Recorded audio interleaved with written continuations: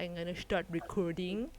And then before we officially start, again, some disclaimers to everybody. This Dice and Discourse segment will be recorded and uploaded into Ben's YouTube channel for record purposes only. Yeah.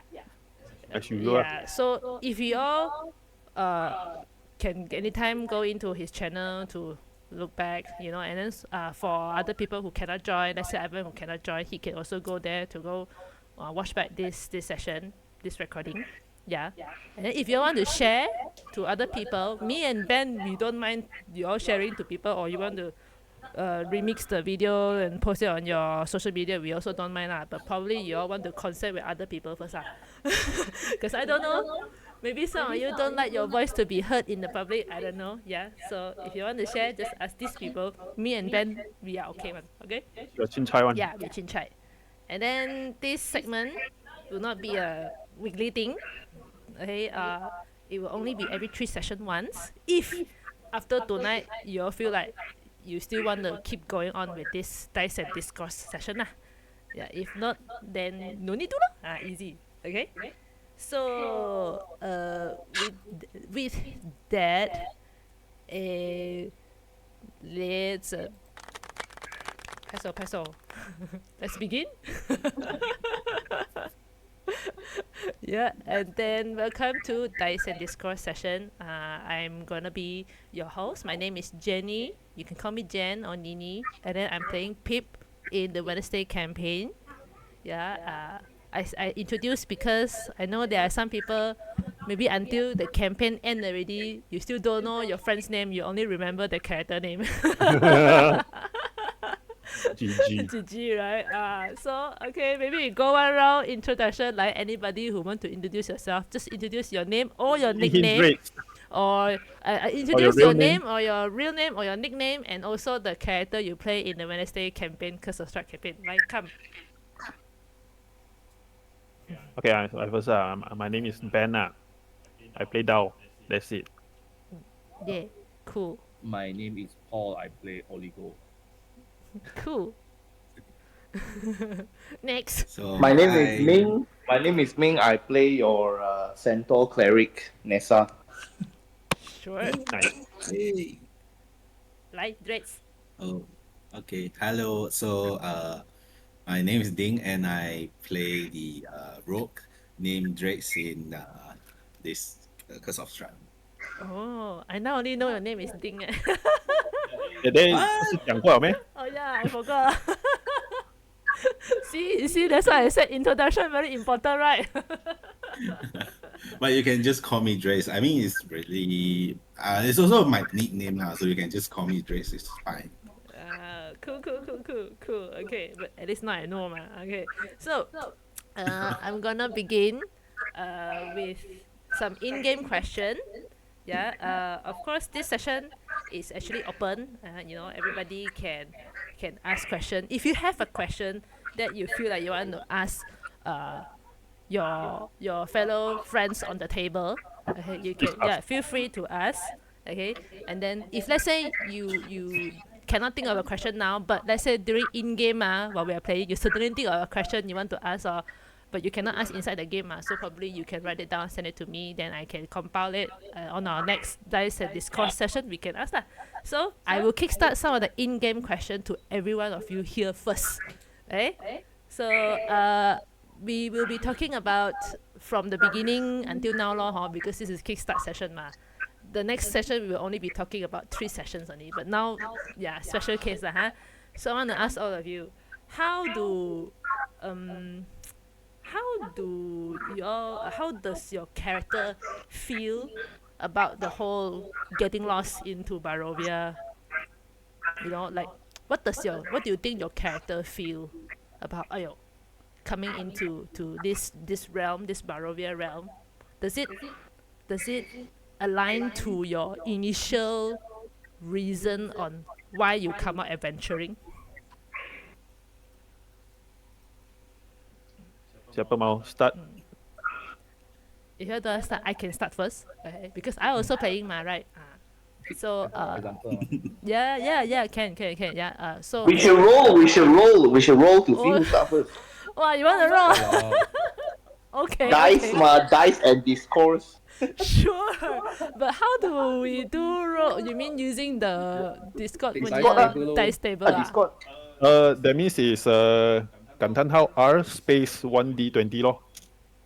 1, 2. But we need to set a number, Well, right? luckily, all of us here can speak Elvish. Dice 1, table. 2, 3, 4, 5. There's 5 people. 19. Oh, so we just go for the highest roll, is it? Oh, like that, huh? 20, yes. R, Oi, yo, somebody got 20. 20. Okay. Wait, Na Ying. Hey, did Looks I- like I'm the I last. did wrong? 20. Who got 20? No? Na Ying lah. 20. 19. 19. wrong. Space got space. 感叹号 R space R space 1D20. 1D20. Right. Oh. 14. Okay. So it's Paul already. Sorry. You go back. Fair. The dice doesn't lie. Okay. I go. Mm. So, How do Oligo feel? Oligo feel Oligo feel scared. I mean, actually, he not scared after the first house. When After the first house, means character die Oh, yeah, the meat house ah. a meat house. No. meat the, grinder house. meat grinder. We call it. The house of wait, what's the name already? The haunted house. The haunted house, the noble punya die liao The noble Durst punya house. family. The Durst Yes. family The haunted house. Durst family house. Yeah. How? I think before that, I think he just like what happened. Then he also don't know what happened. He just like got this cut like all the mist. Then got werewolf. Then he still feel I think okay lah. But I know he want to escape only lah. Then after this family house then he like start scared already because like someone really died already. Oh, you mean So Nessa? Nessa, that means Nessa died already, so that he start like his fear coming already, so like he want to really try hard to escape from this place lah. So all the while he's in the fear, afraid, the emotion like that lah. Oh, so does this means it's because of this emotion, this fear that he felt? That's why his action is always like leaning towards want to agree to the count or want to accept the offer like that. Not like that. So if he can go home, the easiest way then he go home already Okay. because he don't want to Understand. stay in this place. Agree. Okay, understand. Okay, all right. So, any more you want to top up, or we can go to the next person? Then let other people chance. Who's the next one? Okay, wait. We see the second highest one. This should be me. Drace. Yes. Yeah. Wow, dude. Hello. Okay lah. What my character feels right when it started at the time. Basically, okay. So when he first transported to this Barovia, or when he actually started to join this group, actually he was like not very trustful of everyone, even including the party members lah. He's like just for himself. He don't think like for others lah at that time. So even when he being transported to Barovia, he actually doesn't have any negative feeling or not exactly afraid, because to him it's like just a new environment, a new start. He already get used to it, right? So you can say that he is like a bit a loner at first lah. So it doesn't matter where he is. So he's still the same, right? He's still himself. So but after going through this difficulty together with the team members, so he started like develop a bit more trust to his team member like that. So you can see that initially he was like just doing all the action for himself only, but later on he will just will consider other people action and won't so like just based on himself only lah. But of course, he will be mischievous. That one is his nature, so nothing can do about that. Understand. Overall, yeah, overall, he do have problem to convey. Let's say he have information, he do have problem to convey because he's not used to being in a team. Because all this while he was just fighting for himself. So at the start, it was like he didn't share much information, even keep to himself a lot. I have a And Oh, that question. makes sense a lot. yeah, Yeah, go ahead. I have a question because your yes. character know Pip before the game start, right? Uh, How long? Actually, How it long? was I think it's more how like long, babe? not really like how long, because our backstory is like, we know each other because we live in the same town, same neighborhood, but not like, oh, we always hang out together. It's more like, oh, I know you are my neighbor, and then yeah, we Hi got bye lor, hi bye. not just hi bye lah, of course.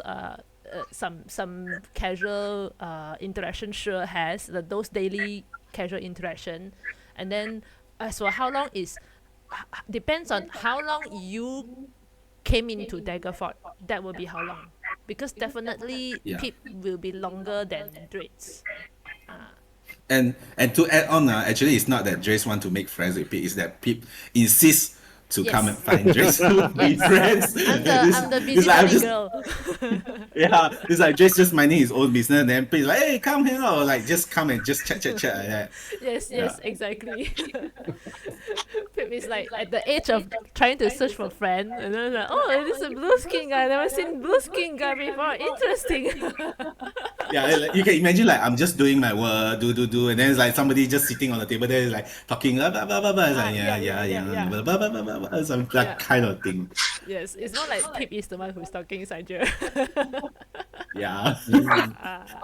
Okay, okay. But Understood. that makes sense a lot lah, after hearing what you said. So that's why you have those behavior. Okay. Yeah. Anything you want to add on, or do you want to pass it to the next? Yeah, to add on, right? At the moment, I mean, Drake still have some mistrust. Not to say mistrust, it's like not 100% trust the entire team, but at least it's around 80% lah. So it's just like that lah. The trust is growing lah. You're saying Yeah. it's building up, building up. Okay, it's good. It's good to hear that.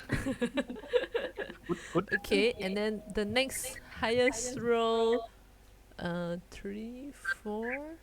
All the solo. So it's me lor. Ben and Ming roll 3. Right? So it will be me. Yeah. About Mike, we were asking how does our character feels from the whole thing of we all getting lost into this Barovia thingy. We will be talking from very early on, because this is still a Kickstart session. It's an exception. Next session, if we're still going on, we will be talking about 3 session punya games saja. Okay. So for Pip, right, what she felt was because this is her first time adventuring, to be honest.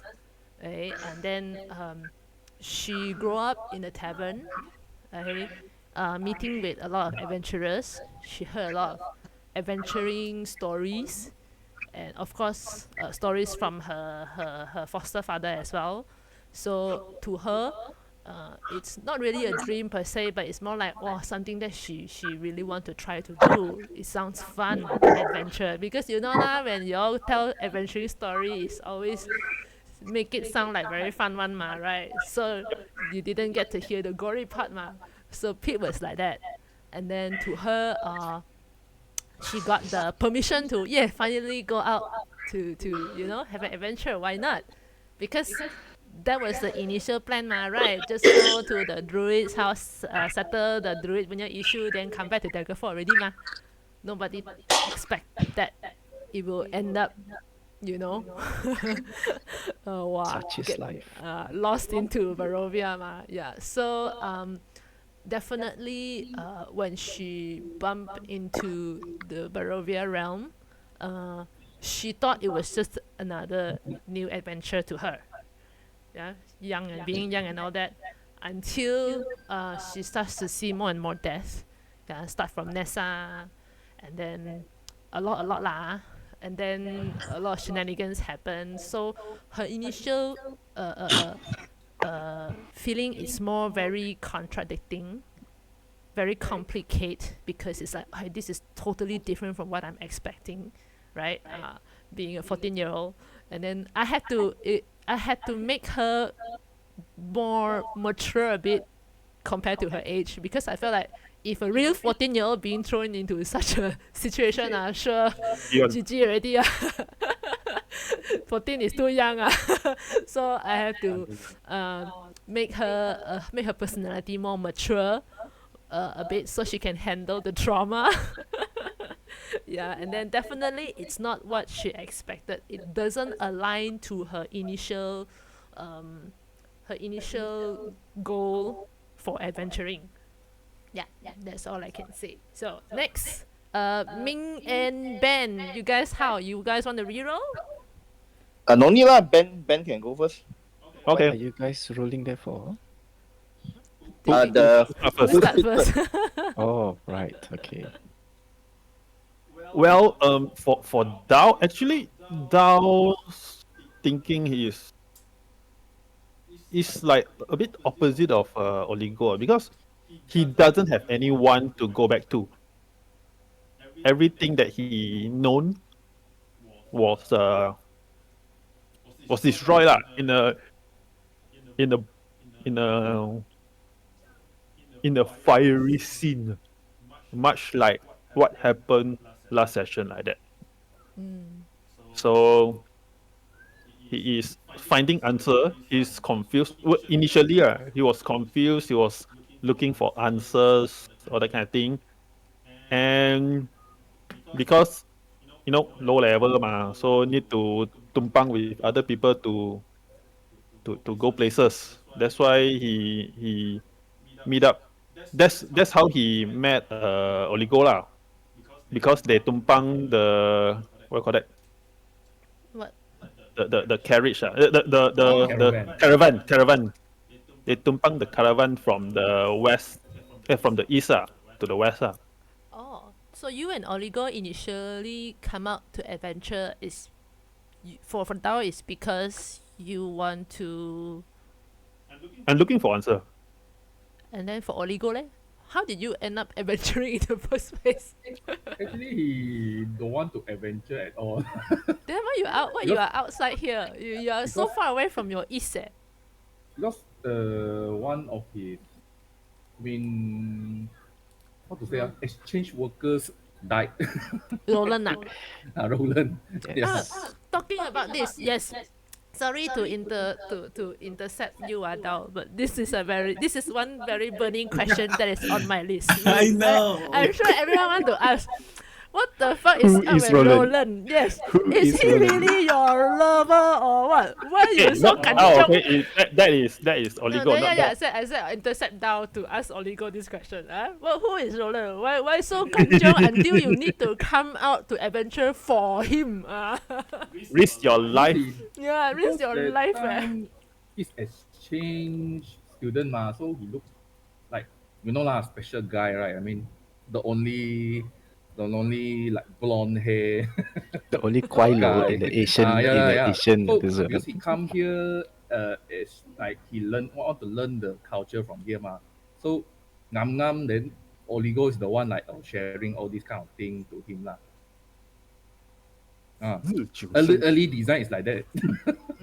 But what Until makes Mike- him? I mean, Until Mike why said special Oligo friend. is so interested in him? Huh? It's like willing to die or not willing to die. No, not like Not to say die lah, but risk. Not risk risk, for like him. it's like because he died already so we like burn him, then become the urn already so the Oligo like Become that. so he become like Like sending him back lah. sending him back so like my Ah. superior like, hey, you two are best friend, right? So he said like, hey, you should send go. him the last journey lah. Oh. That's why only like Oligo said like, yeah lah, because we good friends, sleep together, then okay lah, which I should Sleep together. Okay, Wow. clarification. back to Clarification. home Paul, do you want me to add? Do you want me to add a little bit? More? Like DM. Wow. Okay, Something so that I don't know. no, it's not something that you don't know. Something that basically you might have You forgotten. forgotten or what. But Paul pula, Oligo basically comes from a line of wizards. But he himself doesn't like wizardry. He prefers to be a swordsman. So that alone is already contradicting with his family. And of course, coming from a wizard's background and all, uh, and also being a what do you call this, the government official, I mean those bureaucratic things. So is he's working for government, Yes, he not is his family. He's he lah. also his family, because his family considered like a noble, like a got connection lah, you know. Ah, uh, people in power coming from a line of people who have position. And of course, when you are in this kind of position, when you want to do something that is different than what your family is known for, of course the family will frown upon lah, you know. You cannot take up sword fighting, it's beneath us, that kind of thing, and all that. Hence he is always very pressured with the family to be a pure wizard. So when he got to know Roland, Roland introduced to him blade singing. Okay. And but the style of blade singing from the west is different, and Oligo realized that he can combine the two sword style of fighting into blade singing lah. Something like that, and that's how their connection grew, and Roland sort of like guided him on the basics of blade singing and all that. Until one day suddenly Roland was found murdered. Yeah, dead. And because Oligo is the only one that has been spending time with him, so of course the officials and all that naturally will find him and then say that, oh, you know, your friend is dead, da, da, da. And because you know more about the West, you know more about what Roland has been talking and all that, so you are tasked to send the remains back to the family. Yeah. Oh, so that's how he came out to adventure and then met with Dao like that lah. Then technically he's not adventuring, lor. He's just He's not adventuring. That's why. Escorting. On the That's why errand. it's more he's on an errand, and that's why somehow somewhere maybe due to the carriage and of course traveling to the west from the east. I mean, it's like using the Silk Road back then in China to Europe and all that, right? Eventually, Dao and Oligo would have met, and seeing that they're the only two Easterners going to the west at that point in time, and yeah, I suppose two travelers, they're like, okay, where are you going? You know, Dao doesn't have a direction, whereas Oligo actually he has a place in mind, but he doesn't know where or what to expect. And that's how they got together here. And somehow they both like sort of coming from the same country or same kampong like that, so Not feel same more kampong, but more like closer or what same region, but I would say. Kampong. Same Wait, kingdom. that is a big country, you know. Yeah. Hard to say. Maybe my kampong to his kampong few hours. Yeah, same country lah, same country. Same Understand? country. Understand. Same Something like kingdom. that. Same Okay. same Kingdom. doesn't have to be the same kingdom also, but more like the Yeah, same yeah. kind of like region, you know, where Yeah. because just like Baldur's Gate and Waterdeep, they are on the same side of Same side, yeah, but it's a same totally side of different Faerun, place. but they're two different cities, yeah, something like that. Understand? Same culture. Understand? Now, Okay. the shocking part was that when the family was going to send him out, suddenly there was something that happened within the family that also surprised Oligo, like, you know, that the Oh, are we connection is allowed to not know? just this is something for Oligo to this one lah, you know, and that Mm. made the connection to Roland even more deep, and it's like, what the hell kind of moment lah, you know. Oh, are we Oh. can we know? Are we supposed to know? You know already. Or is it part of the wolf game whistle lah. mechanics? The wolf whistle lah. Remember that all of you would have a trinket each, Uh-huh. Mhm. but in Oligo's case, the got trinket comes in pair. One belongs to him, given by his family. The other one actually belongs to Roland. And Oh. Given by the Roland trinket, or no, it was one of the item that oh, Roland left behind, and he has to bring it back lah, you know. understand. Oh. So the two tokens are, they have identical design. even though they are two different things, but they have the identical item. I mean, they have the identical feature to it, and that's what Oligo was surprised lah. Oh, like why his family has something to do with Roland or what like that. Is it, that's his surprise like that. Yeah. Okay, Yes. okay, understand. I add on with one burning question to Oligo. So this one I don't think DM can answer. This one is a Paul question. So Paul question. is there a possibility that Oligo and Roland has a very special Romantic. feeling relationship here? Originally don't have lah, but after might say something. Can Yeah, that's why my question is there a possibility? Because maybe probably in the first at the first stage, first few games when you create this character, you didn't think too much on this layer, right? Now that we've progressed so much already and there's so much of Roland's story has been uncovered, ma. And then somehow, you know, we all out of the player, out of the game, out of our character, we also got a lot of discussion. So do you think there could be a possibility that Oligo actually has developed special feelings to Roland? Or no? Well, during I think during starting time, I think it got a bit confusion also. A bit soft, Paul. In beginning of adventure, I think he got a bit like Lucian also lah. Huh? So What do he you has mean? tendencies. When he saw Lucian hit the persona, it's like wow, Oh, Oh, like wait, Roland. sorry. I looks like clarified. Roland. Are you saying that Roland is very handsome? Are you Because he's indicating unique, that ma. Because he's unique unique, ma. unique but doesn't mean that handsome, ma? Handsome lah, of course handsome lah. Oh, in Oligo's eyes, Roland is considered handsome. Oh, yes. So now when he see Lucian, which one is more handsome? Does it remind him of Roland? No, lah, because like unique people ma, this kind of people like unique. Like Lucian is also unique ma, because like elf with the beard like wow so special, like cannot tahan thing. Oh. Cannot, what the? What do you mean cannot tahan? What is cannot tahan? Like- What like, kind of wow. cannot tahan? Finger licking good thing. So what I'm hearing is maybe the possibility is there lah. It's not zero lah. Huh? Got some could be got some special feeling there. Okay, good. I'm happy. Good. Okay. I want to follow you. Okay. All right. Sorry. Wait, question. Okay, good. Ah, Okay, walao I have eh. a question. No, this one is to Dao. To Dao. Ah. Okay. Don't not yet finish okay. also ma Dao. Can.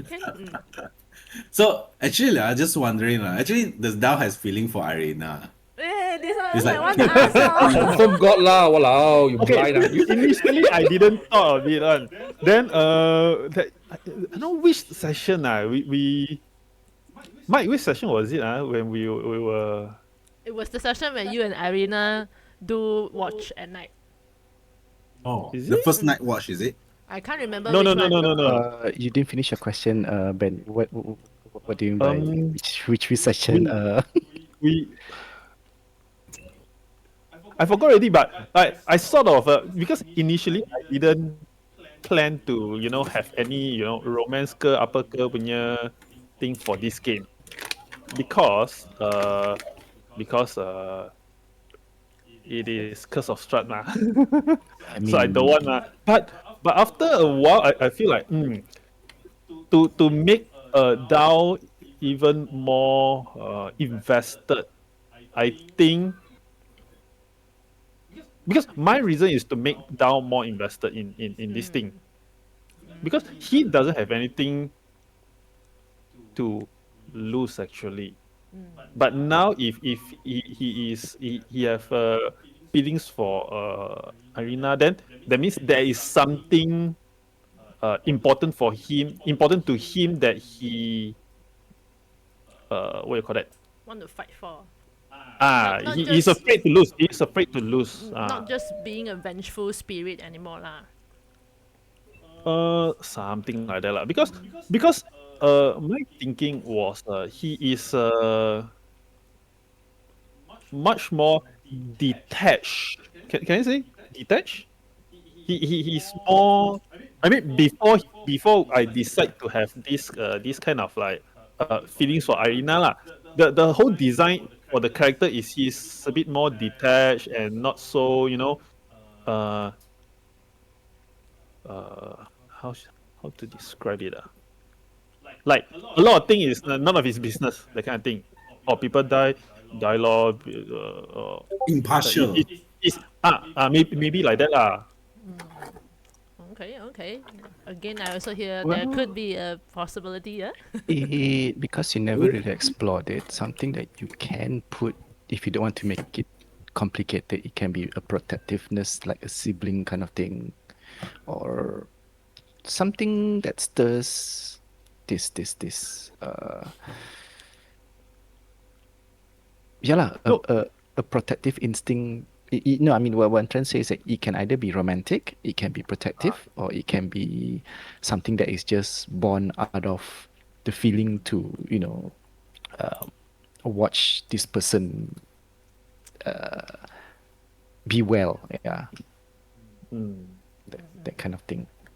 But see how Or it could also be an obsession. I don't know, something about Arena that makes people go like, "Ooh, I want her blood," or something about Arena that makes vampires go, "Ooh, I want her blood." Arena charm you already. Arina charm down already. Oh no. So again, if you mention about the session, the only one that I can think of is when right after leaving Barovia, that one, in the sorry, not after leaving the Vistani camp on the hill, after the Barovia village. Then Oligo Platdao and Irina sort of like take watch together, that they have a real conversation or something like that. Yeah. Okay. Understand. but I'm not ruling out that, because I feel that since my thinking is like, why not? It was not planned, but now got the opportunity. Why not? That's the kind of thing lah. That kind of thinking lah. Understand. Okay. Go back to the initial question. Okay. What was the question again? How your character feel about getting lost into Barovia and all that, but I guess you already answered pretty much. My character's feeling is not so devastated, because he was like since he's like, there's not much difference to him. You know what I mean? That's the early stage lah, right? Yeah, the early stage. Okay, cool. So I will pass the mic to Ming. Next. Nessa. How do Nessa feel about the whole getting lost into Barovia? Does it align to her initial intention for adventuring? Y'all can hear me, right? Yeah. Yes. Yeah. Okay. Of course, does not align because I'm also on an errand only. supposed to settle debts for my temple, and then add on to the fact that the temple owes you, not me. Okay, so but also add on to that is like the first time that she ever left her temple compound. So want to say, like fish out of water moment also very hard because this one is like, if we're talking about reach already the destination, but immediately kena sucked into a different plane, So I think that one is what me as a player are trying to, at least for the beginning sessions, I try to implement that as much as I can, like the way she act, the decision making and all that is more like a very green and not experienced adventurer lah for her. But in terms of how time has passed already and what has been going on, I think now definitely she has grown, and she can see the value in being in a group lah. Because I would say like okay, like she has been serving the temple all her life lah. But of course, like people would have told her, stories. Maybe they will share with her like what has like very maybe epic story lah of what they heard and all that. And then all this kind of thing also maybe it didn't really click with her because she's not that type of person. But now whether or not she like it, she already been thrust into this type of role together with the whole team. Yeah, like it or not, she is that person already. Correct. So Have to be. correct. So all these are like the things that will be hopefully carry on with her, like as she continues to journey with the group, and she has also learned to be more caring lah, towards the group, because it's all strangers in the beginning, but because without the group also, she wouldn't be where she is today lah. So that's why it has a very deep impact, and I want to showcase that in my character. Because I would this one is also just to share with you all lah, like because for those who played me before, right, my real life character is nothing like Nessa one, Yeah, as in like lawful good those type, right? I usually never play this type of character, but when I spoke to Mike, because Mike already told me, the campaign setting gonna be something like that, like very dark, very evil and what. Then I was like, okay lah, I want to challenge myself to play this type of character. So that's why, like, I don't know, maybe to the only person that would not have known me at that time is Ding only lah, right?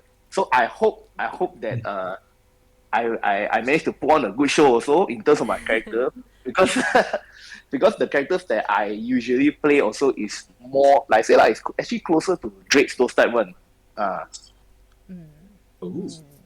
Yeah, I hope for you guys also that I live up to my alignment and my character's personality and the way she's supposed to be also lah. Definitely. It did, and sometimes a bit what you call that Too much, is it? No, not too much. It's good, but for the character, like for Down, it is sometimes it's very hard lah, because like because you play your character very well, so for Down sometimes he will be like very hard, like this guy Kanasai, why he cannot protect himself more? Too real. That kind of thing lah. So I think it's good. It's good. That's why lawful good is actually a very, very tough Yes, very tough. alignment Very to tough play. alignment. Yeah. So honestly, as a player, I also I'm very impressed and respect because it's really not easy to play a lawful good character, and you really playing Nessa, you really did showcase that side, and I feel like wow, I learned a lot of things from you guys. You see. I tried my best because really like I'm not used to playing this character at all. In fact, not to say not used, this first time this first time, whether you all know me from like other session or like have DM for me or have played with me, right? Like I think this is this is a very very different experience. Okay, that's good.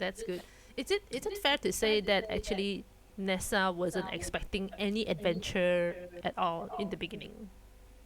Like you said, she's just out for an errand. I mean, that's how again, when I planned together with Mike, that's how we planned it all along.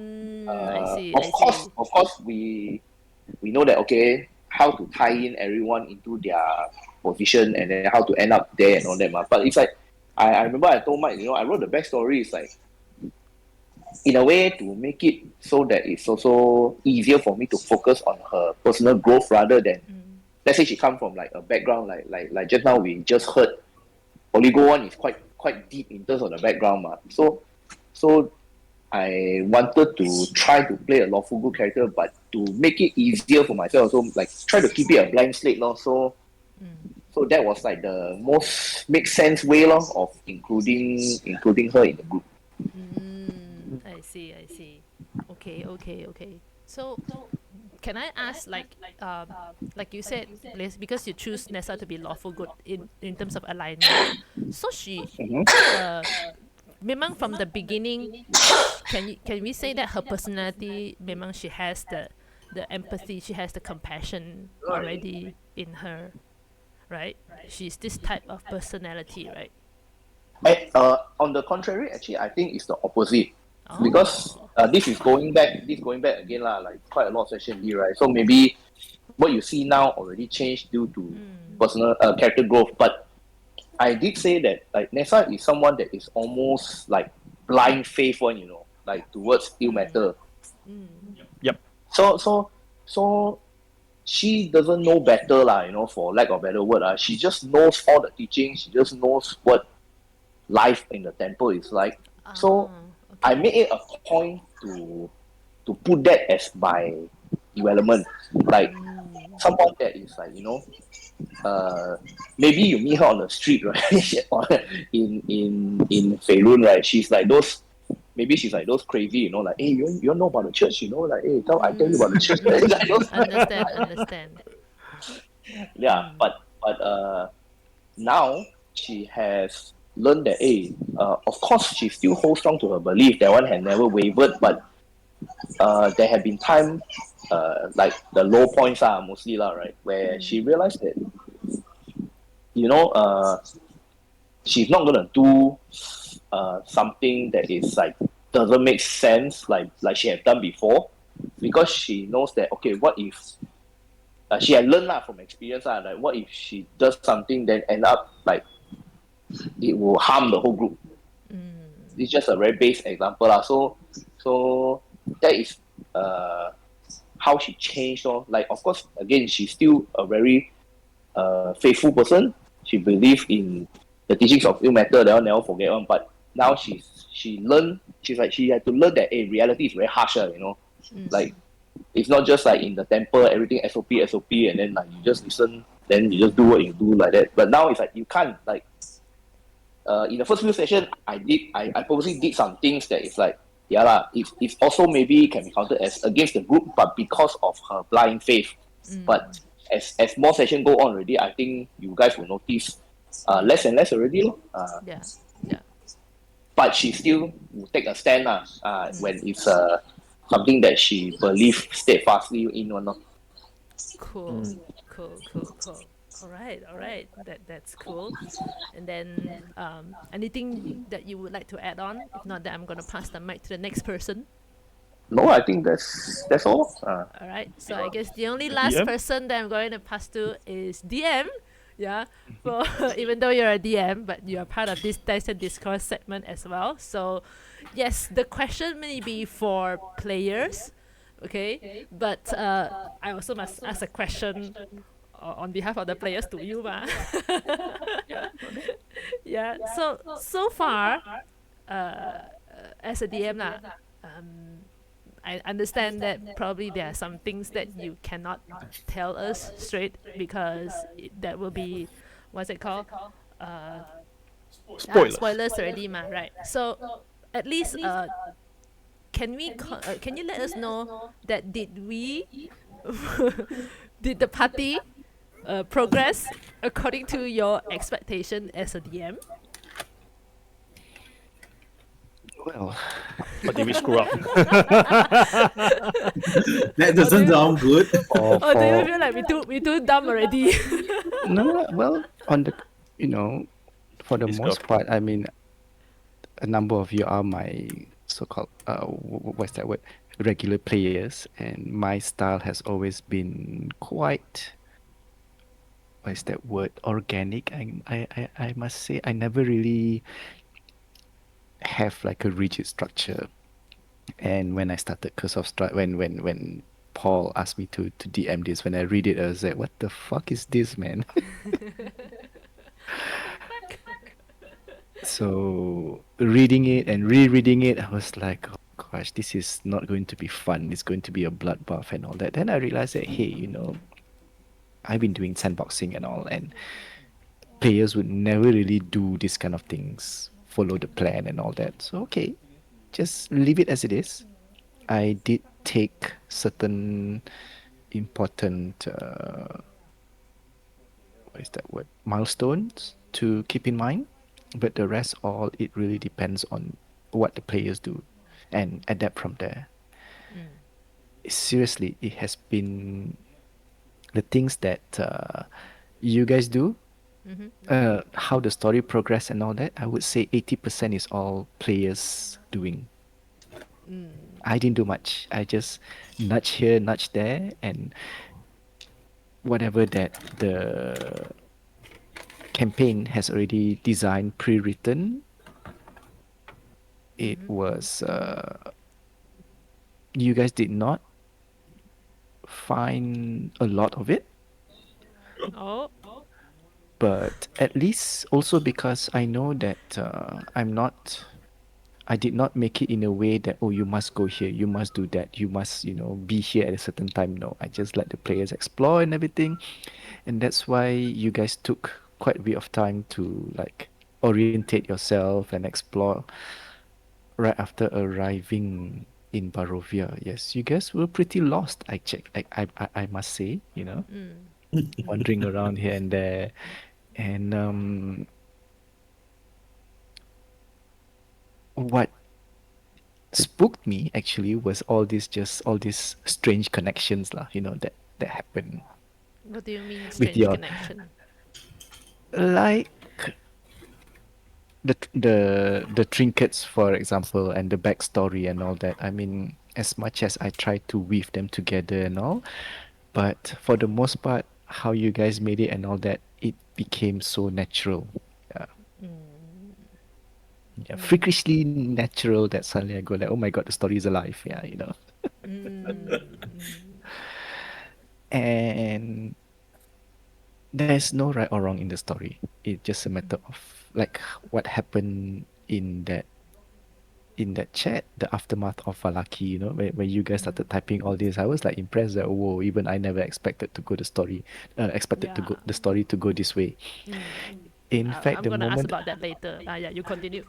the moment I realized that the story is really taking an interesting turn was when you guys met. What was that turning point for Roland me? or No, no, There's no ruler. because well, that Isaac? exploration in that tomb where you guys met with Roland, the ghost of Roland, all that was supposedly was just to have a filler because one of the players was not available, right? Yeah. Yeah, but then you guys role played so well and all that it became like a semi Part of the canon thing, and story. then and then in the end it became canon. Yeah. Nice. So, but this one, when you guys found the flute or the bone, where you guys start to dig out the coffin in the river, Oh, Oh. it was from then I noticed that, oh, this is going to be interesting. Yeah, that's when the story starts to. I noticed the you guys as a player start to put in your character's traits. Before that, not really that much because maybe yeah. because you guys are still getting adjusted to it, Yes, and yes. there were some in the beginning like Nessa when she first met with Drake. Okay, I already passed you the thing, and I'm ready here to collect the debt, and you are not able to pay it. So almost like I'm going to leave, and I was like, okay, if the player leaves, that's it. I mean, if Nessa leaves the group, No game ready. no, I mean like not to say no game, but no Nessa, kind of And then thing. there's Ming has to come a new character. Yeah. And then again, when Nessa was killed by the house, technically, and all that, then I realized that yeah, Nessa is actually playing as Ming is playing Nessa as per her character, Yes. and something like that should not be while it's not really a, yeah, it is a behavior that can get you killed in almost a lot of adventure, but something like that because how it was done and all that. Okay, like it was considered a reward, and also in Barovia, in Ravenloft, if you come back from the dead, what does it mean? You know? Oh shit, you're not No, there, I mean sir.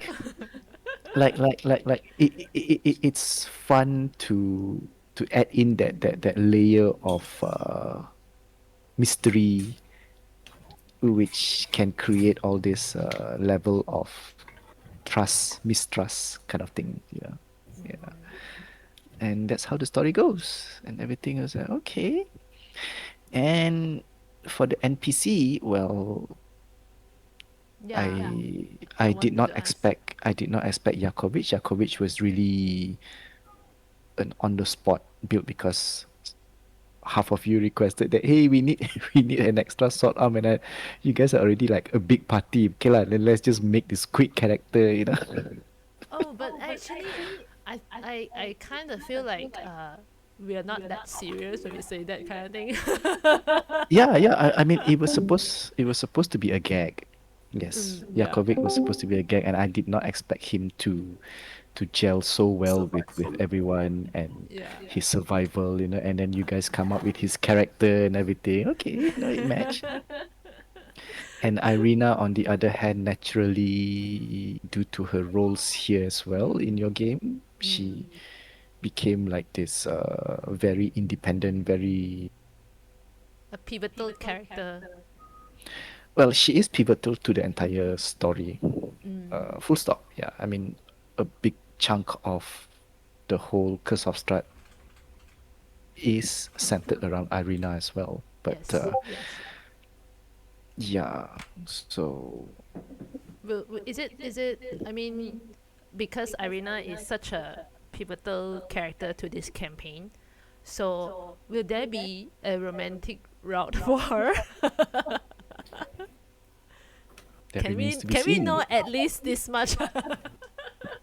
That remains to be seen Oh because shit. if you realize,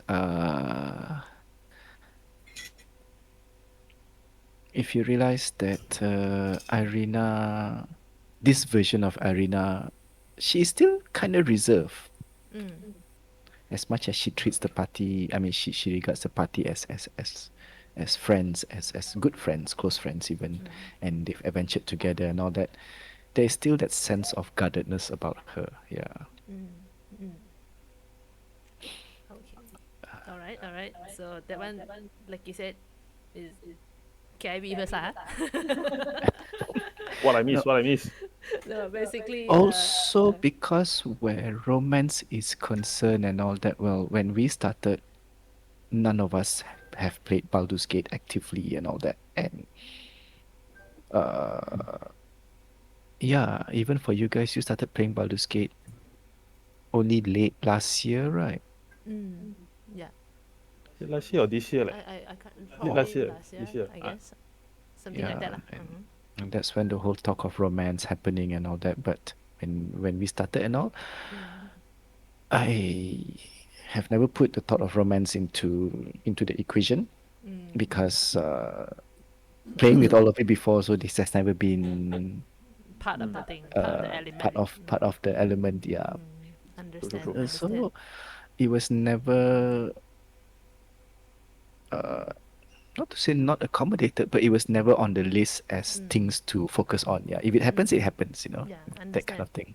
understand. Well, since we talk about this, I will take this opportunity to ask every one of you on the table, and then for those of you who are going to watch this video later, like Ivan, okay, you can also go back and think about this answer. Ah. Since we talk about this, okay, this is a question to players, not your characters. Would you want to play, you know, a romantic route? Not necessarily for this campaign or not lah, but would you want to go for this in your future characters, or if you want to in this character, in this current campaign, like would you want to try that? Yeah, of course. it makes more diversity, varies the games. It's just not so straightforward anymore. Yeah. I mean, for the most part, everyone who starts playing D&D or rather starts playing role-playing game, it's usually from the fact that you come from a video gaming background, Yeah. or you look at RPG, tabletop RPG as a strategic kind of a strategy kind of game where there's it's mostly combat, something like Warhammer or those kind of tabletop combat. And for the most part, that role playing aspect was not focused much, especially for beginners, because it can be quite intimidating. And critical role and all that changed it. So for those, unless you've been digesting critical role and all that, you new players won't really consider role playing aspect. And the more you play the game, the more you get involved in the whole RPG in its core and all that, Yeah. naturally your playstyle will also shift. If before you would be concerned about rules, about how to do this, how to do that, can I do this, can I do that? Now, even for Ben, for Ming, for Paul, being my longest players and all that, can see your playstyle improve as well and change over the years. Yes. Yes. Now, the reason being why I asked this question is also because there are players that probably they haven't how to say feel comfortable enough to want to try this route. Like you said, maybe they still feel a bit intimidating. Probably they need some time. That's why I ask all the players here.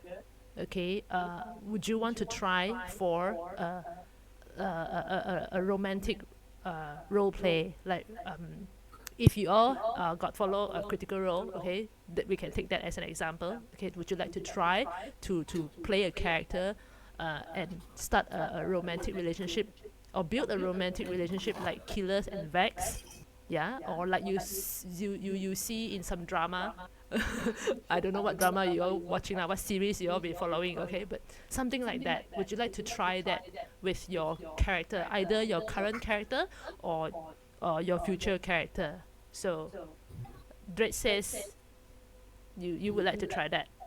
Do you want to try it Yeah. on your I current mean, character? if it came naturally, I mean, somehow the storyline suddenly or my character do something that leads to this pathway, then yeah, why not? I will give it a try. But I don't think I would like purposely, like, hey girl, you look so beautiful. Want to be in a relationship. No, that Understand, I won't do that. understand. It's just if the storyline brings me to that situation, that then is yes, not I will go Drake's. for it. Yeah. You won't reject this route lah. Yeah, I won't Okay, reject. okay, cool. Paul? Me, I think Oligo. Okay, Oligo. Maybe not lah. Okay, like, I think his marriage already like fixed Oligo already married lah. already, meh? Married Not yet. But he's fixed already. Like, Yeah, it's already he you has need been. to. Uh, When the time It's comes, taken, is it? he has to marry this person, that kind of thing, lah. this Oh, kind of that But like kind of fixed that one already. is by rules only, ma, not by emotion. Does he has romantic feeling with his betrothed? You know what I mean? Roland Shaw got lah. Then he find. Okay, he find Lucian attractive, but that time Nessa like want to like Lucian so like okay lah then Hey, just that's like nothing if serious, okay? nah, Nothing serious. like Nessa want it then he take care. So But- The door is open for you, okay? There's nothing there, I can say now. I mean they want already past that for now already past that level. I mean already So passed already lah. you were actually thinking that if let's say in the beginning we all didn't go and make a fuss between Nessa and Lucian, you were thinking that you have a chance at Lucian, is it? Oligo is It's- like It's the wolfish charms, I tell you. yeah the wolf. Yeah, the wolf. Oh man. Yeah, somehow I Oligo. got the wolf whistle. I can control him. I mean, Oligo Oligo can fall. control it. Oligo falls for the bad boys, wolf like boys. Yeah. Okay, Furry, furry. now you got another candidate, which is the now Roland that we haven't met yet, but we already got a description of him. Looks more younger. But Roland already dead lah. So hello. But you already heard the father Lucian from the church says there's another Roland here, ma. Got possibility or not? If A dead Roland. so, maybe it's different Roland. I don't know. DM. You see, got chance, got chance. DM. Yeah, I mean, to add to this, I mean, if you guys are keen on this style of playing and all that, I would just like to add that don't be pressured into playing your character in certain ways. Yeah. That you must play it like this, you must do it like that. Yes. What Yes. what you should be looking at is how the story progress, and when there's a opportunity arise, doesn't have to be romantic. It can be, for example, Victor. Victor is an interesting character, and if let's say any of your character would like to explore, a deeper connection or what, yeah, just let me know. Like, although now it's a bit of a mystery what happens to Victor Trenton, but Yeah. yes, it can be used here that now that you have seen Valaki burning and all that, maybe your character is tempted to find out, oh my god, what happened to this person, I want to go and Yes. save him, Yes. I want to find him, I would and say that as Pip, okay, as a player, I don't mind try to play a romantic route for my character, but not for Pip. So because yeah, Pip's story is really more grounded, more tied towards family kinship kind of relationship. And it makes sense for her age, a 14-year-old, probably not so not so into much to romantic things, romantic trope yet. Somehow she didn't grow up together with a lot of girls her age and all that, right? She grew up alone with a lot of adults, a lot of adventurers, right? So it probably makes much more sense for her to, not at the stage of be interested or curious about romance, but more like, building relationship with family, because she doesn't have one herself except for her foster father, right?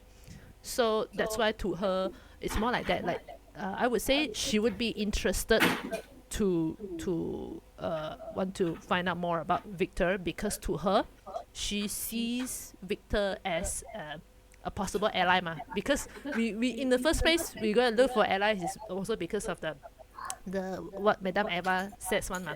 So to her, she was thinking that Victor could be a possible candidate. After hearing Victor's story, she also felt, oh my god, that's so. She felt pity, yeah, towards Victor, the girlfriend like that. Oh my god, that and someone she hated Count. So she would felt not really like a friend or kinship with him yet, because we only have that just few meet up only, right? Don't have that kind of bonding yet lah. But at least you would feel like, hey, this guy is at least is confirmed on our side, because his biggest enemy now is Strahd. So she would be interested to want to know how is he doing, did he survive, what happened to him. That's what Pip would have towards Victor lah. But yeah, romance, maybe not for Pip. My other character, yes, but Pip, no. but I mean, what about Ming also haven't, now you guys asked for spoiler just now, right? Sorry, to interrupt.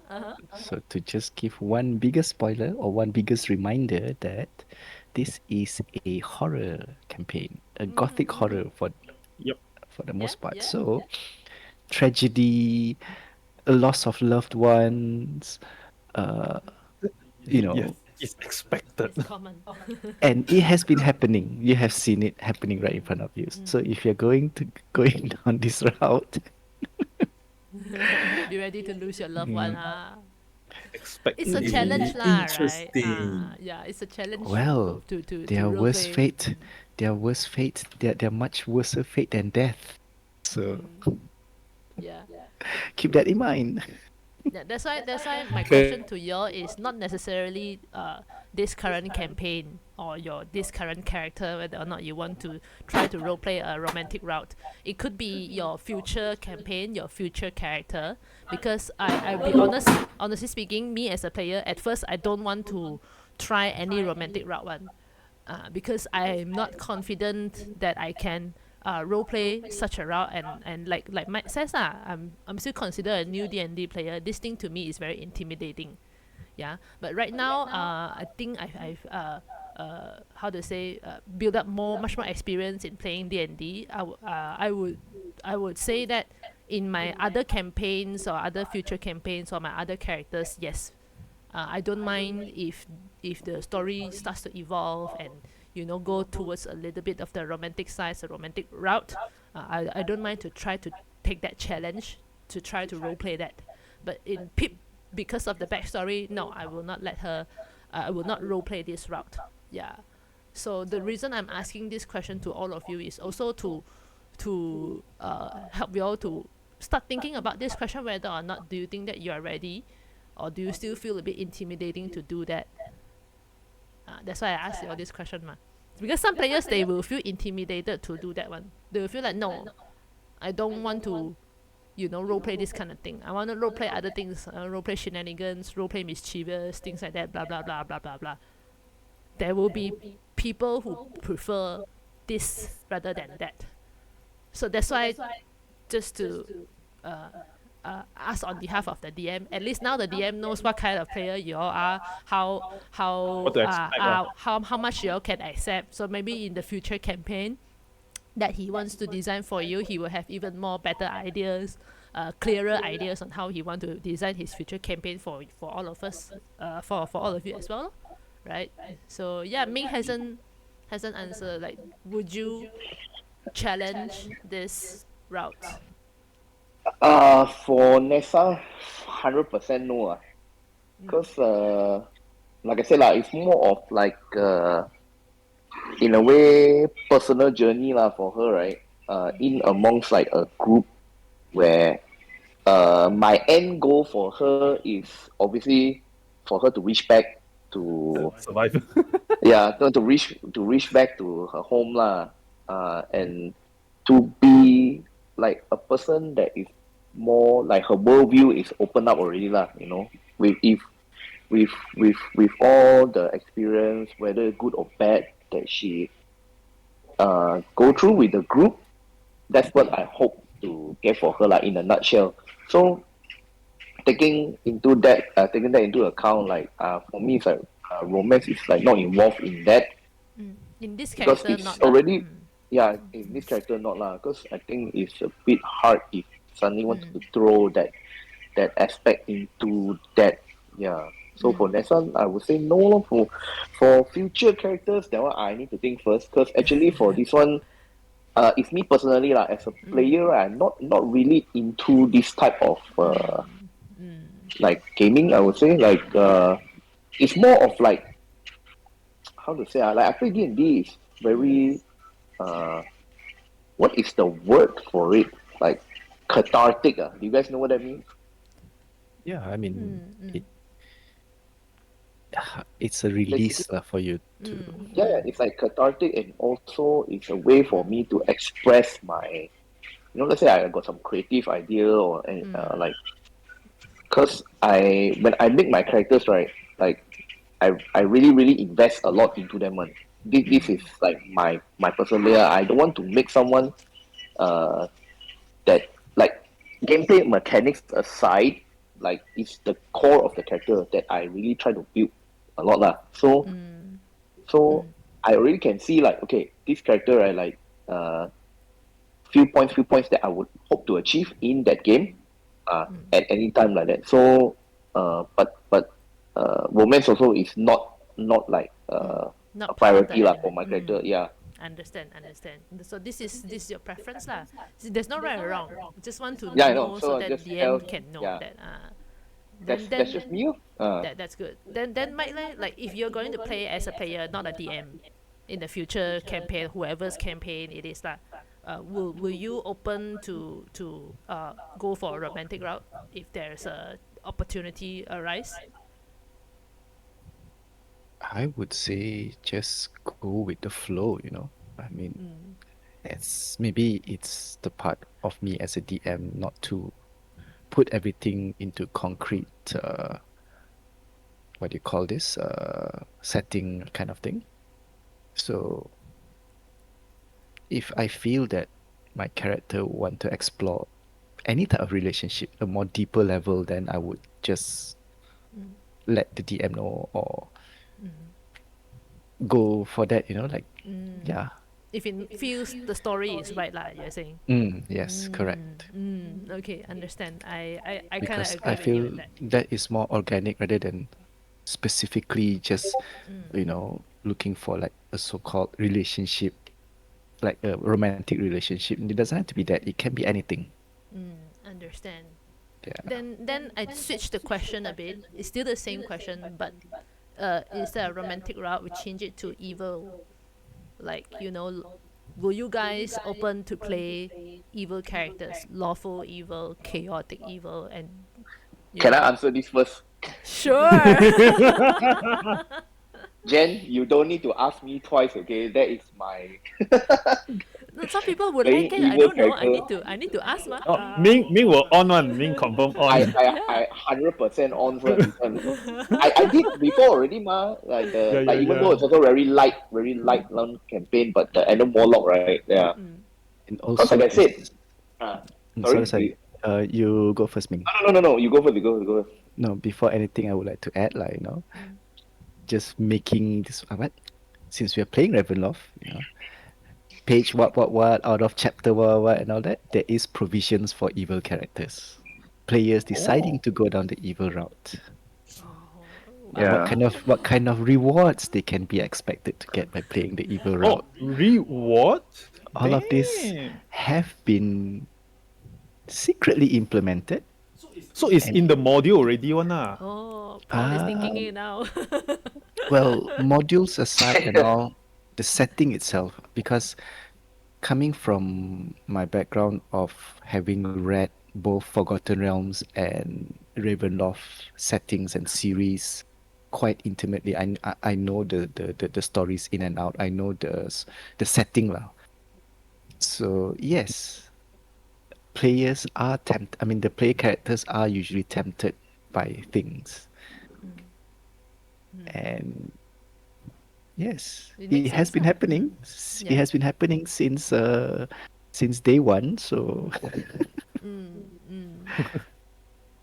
Yeah. Okay. yes. So you see, having heard that also, right? It's like for me, my predisposed character as myself lah. Like it's like wow. Now you guys should know, right? Wow, so struggle because in a campaign where you can be evil one, I purposely choose to be good. Yeah. Where it's like in all most of my campaigns, it's either I will go for neutral or even evil one. Like so this is just again a challenge for myself. Yeah. Yeah. But to answer your question, yeah, I would always prefer to play evil character, and then I think that's where I'm better from my experience also. You're open for this route also lah. For future or other campaigns, not this Nessa only. Okay. Yeah, Nexa now Understand. is like the Understand. total different end of the spectrum. So yeah, lor, Understand. next time, yeah. Yeah. Okay. What about other people? Well, for Just I want to go. I want to jump in lah. Actually, for me, I always felt drawn towards the grayish side of the, how should I put it?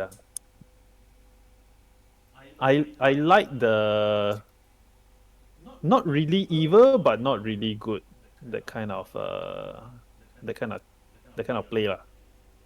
But let me clarify this question. Okay, this question can be like, do you want in your other future campaign? Would you like to give it a try to play an Yes. evil character, Yes. or Jim- it doesn't have to be your alignment is evil or what. So it can be your character's how to say the position is on the evil side. Yes. You know what I mean? Like Yes. your alignment can still be neutral good, but you are on the that other side. So are you all open to play such? Me already yes lah. Okay, so I am very on for this. that means there's a possibility that you will go against the players on the table one ah. Yeah, of course, of course, of course. Okay. This one is understood lah. Okay. Been there, Okay. done that. All right. All right. What about others? Paul and I Drates? posted something on the chat. Yeah. What the hell is pay with good intentions? Also, remember that Definitely, evil per se doesn't yes. really have to mean make a brutal maniacal. The heart of it is a selfishness. Yes, putting yourself high above others. The little details that follow is up to it. Yeah.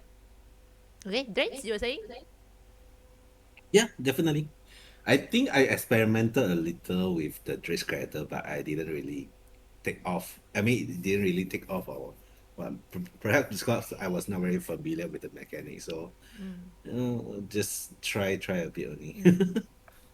Technically speaking, you're still very new in D&D, so probably maybe it's a bit difficult because you don't know how to be able to roleplay that side yet, Mm. right? Yeah. You give yourself a few more games, few more characters, you will maybe start to get a hang of it.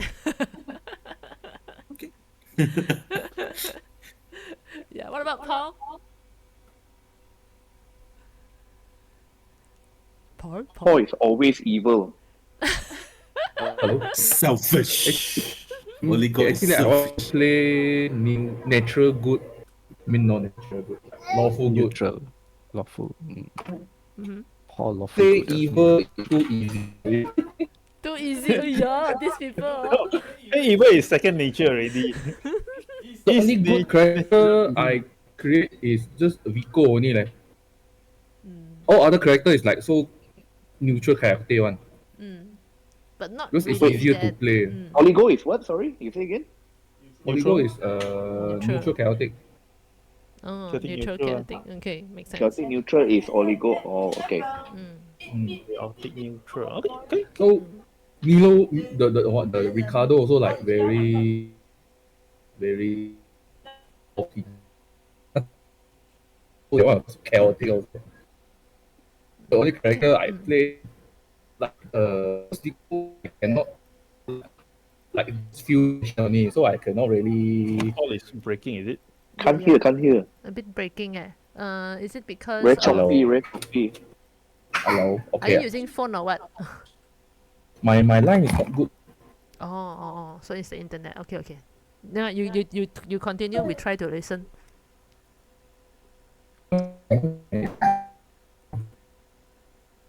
Robot sound. Lawbot. Well, from Mine very bad. experience, I can, I saw how truly evil like a party can be. Like this was at Mike's house when we did something and we actually sunk a whole village, a whole town, The whole town, yes. a whole town. Yeah, the one my first one. And I would say this, cause a tsunami. Yep. yeah, we caused a tsunami and we destroyed like the whole town, and the most evil part of it is like the members didn't even hesitate. No remorse. Is it? No remorse. They No know remorse, that no hesitation. they Which know one? that Not me, Hey Paul, you're involved lah. Who say not you? Yes, I know. I throw the because I don't know. I like washing this. I want because Torbjorn is like a crystal like collectors. So like wow, this big pearl and wow, I want to Greed wash is a bit. evil also, ma. Greed is evil also, what? He's I- greed lah. I- That one very greedy. See, if you're talking about playing evil character, evil versus good, that kind of thing, it is really hard to say. More like the better question is how evil or how good do you want to play your characters to be? Because the moment you have this idea that, oh, this treasure is mine, oh, I need this healing potion, no, I need to be alive for all of you to for the party to have a chance at combating, these kind of things where, yeah, the moment you start putting your characters first, inherently that itself is evil already. So So for is the Magna evil? I've always treated for 5E lah, Ah. the only lawful good, the only good character that I ever encountered is Nessa. What? Seriously? Because Yes, everybody is selfish, Yeah, because very easy to play evil. I have No, never no, no. seen a One thing character I that want to is say is like, uh, from my experience playing with like our friends and all that, right? Then mm, every time people will put their character neutral one, because neutral is like no accountability. You're neither Neutral good is or evil evil. adjacent. yes. Yeah, but actually, when in game how they act, right, is neutral will be an excuse for them to do evil thing, but it's just that Mike will just let it slide, lah. Because It's I watch online people play. Actually, they really get punished for not following alignment. no, also because coming from past edition, and when I look at how alignment is treated in 5th edition, for the most part it's just there as a, what do you call this, Session. lip service. Just to identify, like people ask, hey, what are the alignment? You just answer only. Yeah, because it's not really baked into the mechanics. Whereas past edition, it is baked into the mechanics. Understand. Like, there are rules for playing a certain alignment and all that. So yeah, if most of my players come from past edition, then yes, the alignment might come into play. But for everyone else, it's a matter of how they affect the story, how they affect how the NPC view the characters and all that. That's all actually. Probably I follow up on this question. Instead of are you open to play evil character? Because basically evil character, even being selfish, is also considered evil already, right? So probably I add in a little more texture to this question. If let's say there's an opportunity arise for you to play something Jen, sorry, I like think the word that you're looking for is villainous. Are you open uh to playing a villainous character? sort of Yeah. or on that side, like I give you all a scenario, okay? If are you okay to play against the table? Let's say you are coming in as an undercover agent of the villain side, and your goal is to kill the table, and you cannot let the But I think this one player, Oh, and you doesn't cannot work let the leh. player know, only quite DM extreme. knows. I think this one Ah. doesn't work. This one doesn't work because I don't know. I feel like D&D is a cooperative uh storytelling game. So I think cooperative is at least is the main primary criteria lor. So if you are not cooperative, you come in as to play against the table. I think it doesn't work lah. At least you play.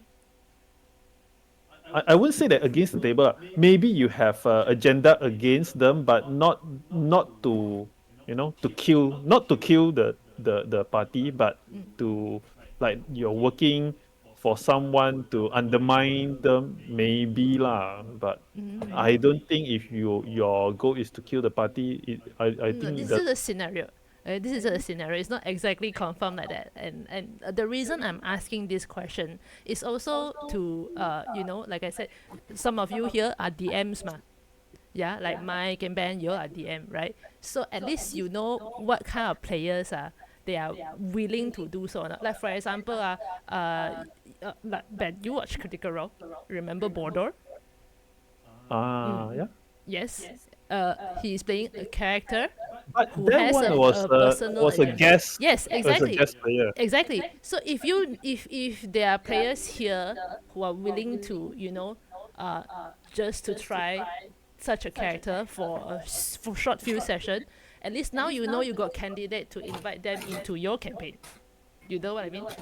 That is the whole reason why I asked this question, because there are some players who are not keen to playing this kind of situation or this kind of position or this kind of side. Like for me, I would say, as a player, being playing selfish, role playing selfish, yes, very easy, like Paul said, right? But if you want me to play a character that is on the villain side, like what Mike says, on the villain side, it will be very difficult for me. I'm not ready as a player to try to play a character like that. Uh, so the reason why I throw this question out, yeah, let's say Mike, you have a campaign going on, yeah, and then probably you want to spice some things up, and then Ming is like, hey, I'm anytime I can ready, to play a villain character. You can invite Ming into your current campaign, which Ming is not your permanent player in this campaign. You can invite him for just a few short session to play as such a character, and then it's like you're playing spy lah, Like a right? guess. Who is playing a spy, and then only the DM knows, he's the spy, and then depend on the other players, whether or not you will discover he's a spy or not, or what.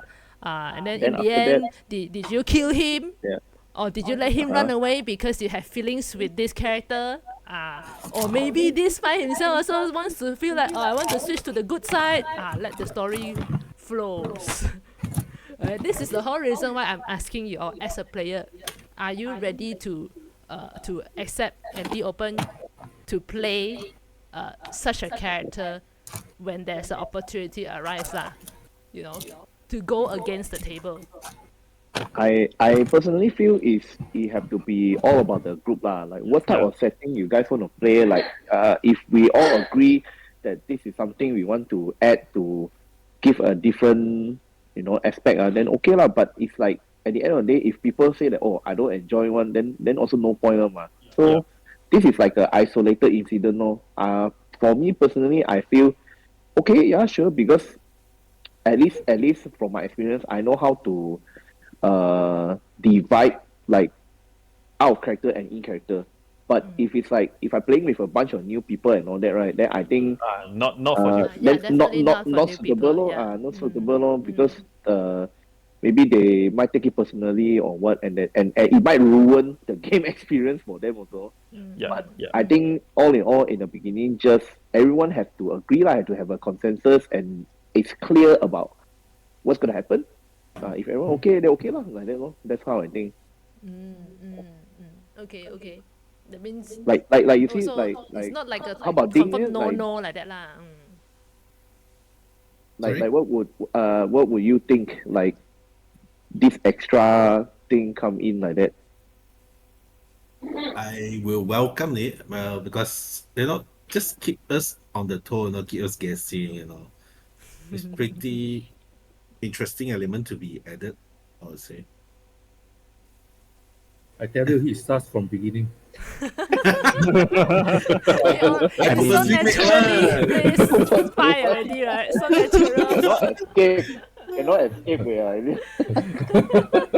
He accept already. Again, to be honest, much like the relationship thing and all that, playing as a villain, etc., and all this, to me, I feel that it would come naturally to the players the more they explore what RPG is all about. For new players, when they start playing D&D and all, they might not be thinking about all this. All they could think about is, oh, how do you fight? How do you do this? How do you do that? So when the mechanics are already well known to you, then you progress to the story.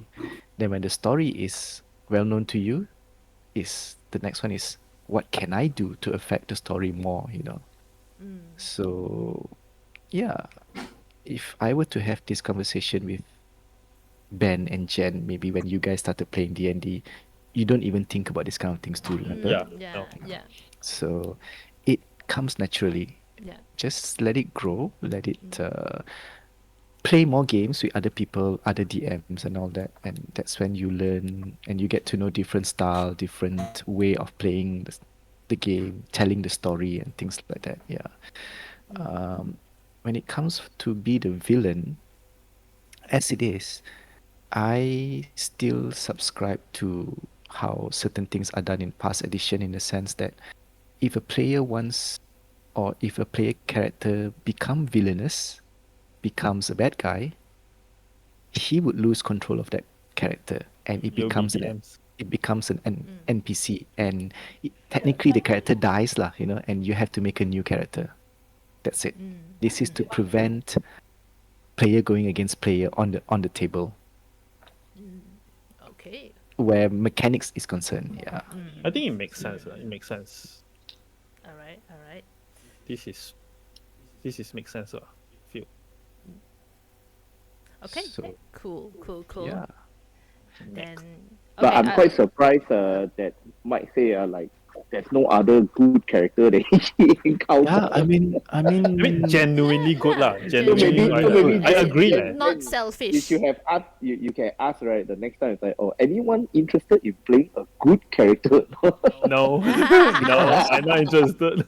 because one thing that strikes about Nessa was when you guys saw the dead bodies in the woods, then you guys start to rob them and everything. Nessa was like, I don't want no part of this. And then when some of the guards came, she straightway said that, oh, this we found this, and then my friends start to rob them and everything. I was like, holy crap!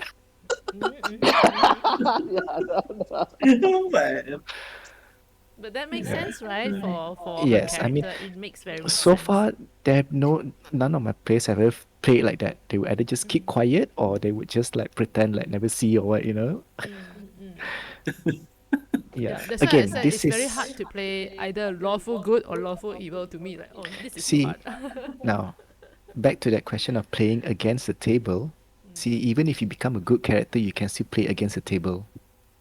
Yeah, sure got. Yeah, conflict. like Ming's character. Technically, Nessa is technically against, Against the the table, yes. table. What? That day he was technically against the table. Yeah. So that's why it's more or less like just go How with the you flow, play. Yeah. Okay. Yeah. Very good. Very good. All right. I think I want to throw in some fun questions. Yeah. A lot of serious questions now. A lot of serious answer. Okay. I'm gonna ask some fun questions. That you all can think about. For example, if because we are all from the Curse of Strahd campaign, the Wednesday game. So think of your character. For DM, you can pick any NPC from this campaign. Okay? If your character could swap abilities with other person, one party member, for a day, who would they pick?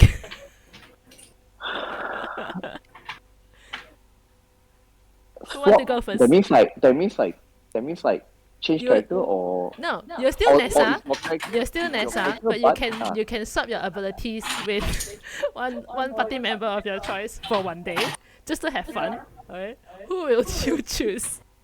Oh. Okay, let me think about it. For Pip, if she can ever swap abilities with one of her party members, she would choose Oligo. Why? Because to her, magic is fascinating. So when she see Oligo do all those magic things, it's fascinating to her. Yeah, because she met with adventurers in tavern and all that, right? Yeah, she heard a lot of adventuring stories. So adventuring stories is usually sounded very magical, and so to her it's like, oh. And then when she get to travel with Oligo and see Oligo do a lot of the cool stuffs, like the first thing that caught her attention is the prestidigitation already. It's like, whoa, this is so cool, And then even when Oligo do fireball, when Oligo do this what's that, displacement disperse what was that spell you did last session? Outplacement. Or this substitution jutsu. yeah. To her it's like wow, so cool. Yeah, that was very cool. That was very cool. Yeah, it's because the last session was very tense and serious lah. Then of course, don't feel that way lah. But if he's like performing this in front of Pip in a very casual setting Pip is like wow. Yeah, so that's why you're still you yourself, but you get to choose to swap an ability with any current member that you know. Current member. Oh, you like no, I don't want to swap. I love myself so much.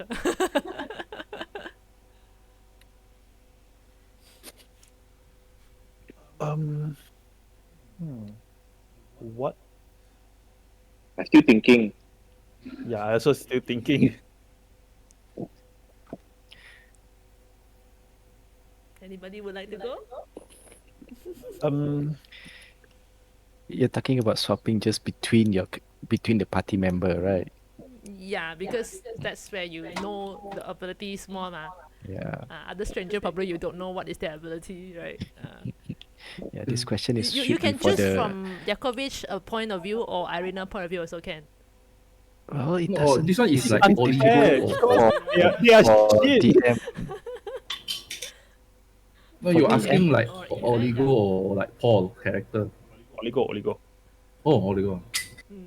If you get to just for fun you get to swap abilities for one day only. You can play around their abilities. Oligo will pick Trenton Oh, because he's much more powerful wizard than Okay, compared makes to it. that Makes sense. sense. Makes sense. That makes Yeah. sense. Yeah. True. Can also can any Oh, NPC that you know. can pick. Yeah. As long as it makes sense to your character. Strahd. You want to swap Strahd's ability for you? Actually, never show his Yeah, really show his power yet. Why you pick Strahd? You know where big Strahd. Because this is also like like for doubt there's a little bit of like anger and hatred towards Strahd and towards vampire in general lah. Oh, vampire, because now he's a vampire.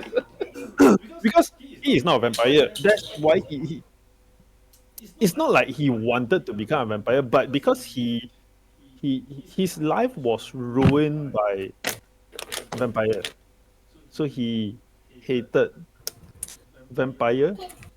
He's really like fuck these people, that kind of thing lah. So you choose to swap abilities with Strahd. Yes, Uncle Strahd. So you live long enough to become a villain. For one day Uh, only for one day only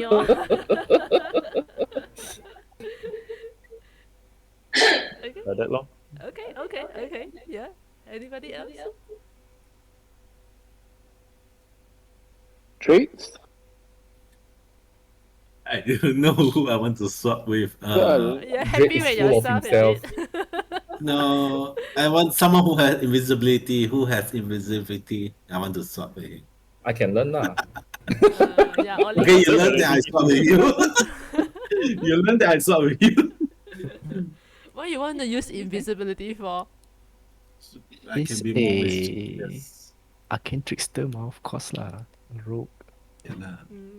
No, more mischievous. For that one day only, or you can use the ability. Well, nothing to lose, right? True. Yeah, a lot of to gain. Then you should have taken the shadow touch feat. What's that ability actually? It comes with the invisibility spell. Oh yeah lor. If not, you need to wait until level Spell. 7. Invisibility spell, and then you automatically learns it, and you can also cast it if you have spell slot. And then at the same time, you learn one extra spell from either illusion or necromancy. Oh, okay. I'll take that next time. Okay. So next time, Who knows? Maybe I'll play Arcane Trickster again. Level 8. Go That way I find can get readers. the Go find readers. Go find readers. And Readers. Okay. Go find Next. readers. Okay lah. I think I will. I would want to swap with Lucian Why? because I don't know what the hell his character can do other than Smite. so I want to know. I want to know what is other Okay. than the typical paladin stuff lah. Like what would it be like to be in his shoes? Oh? Like what he has, what abilities, everything. Because so far, I don't know. I'm very unclear. I don't know whether you guys also know or not. But Yeah, I lor. just want curious. Agree. But no need to know a lot of his ability, but just know how much damage he do is enough already. But paladin is so much more than that, ma. Second spoiler. Ah. If Lucian were to if Lucian's full potential is played lah, like how the rest of you play your characters and all that, Yeah. uh, A lot of people wouldn't die. certain encounters would have been very different. Yeah, Would be a walk in the park. not to say a walk in the park, but it would be well, I wouldn't say it's easier or what, but yeah, I mean it'd be more interesting lah. More options will be available. Interesting, Lucian. We wait for you on our next session. You should join us. Many burning questions for you at the table. all right. Paul. Oh, Paul chose Trenton already. Yeah, and then left Mike. But it's difficult because I'm the DM, you know. So Yeah, you can choose Isaac as your point of view as well. Wait, is that his level what? This one. Oh, is it a Secret. are we able to know? I did mention it before already. I don't know whether High you level guys lah. remember or not. We rolled that High through level. already. So that's why I said like, okay, you can stand from Isaac's point of view to choose which whose ability he would want to swap. Oh, you mean like that? Okay. I think that's better. I don't know. It'd be difficult if I were to say is that it'd be more Irene, maybe because she has been with the party and she has seen Sure. the growth Yeah. and all that. Yeah. So putting it in that perspective as Irina, she would be, how do I say, would she use the word interested? Yeah, in the sense of the ability lah, in power, I think it would be Oligo's ability. Because again, there is that certain gracefulness in being a blade singer and all,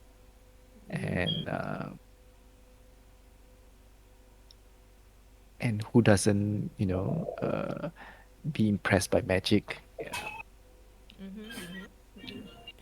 True.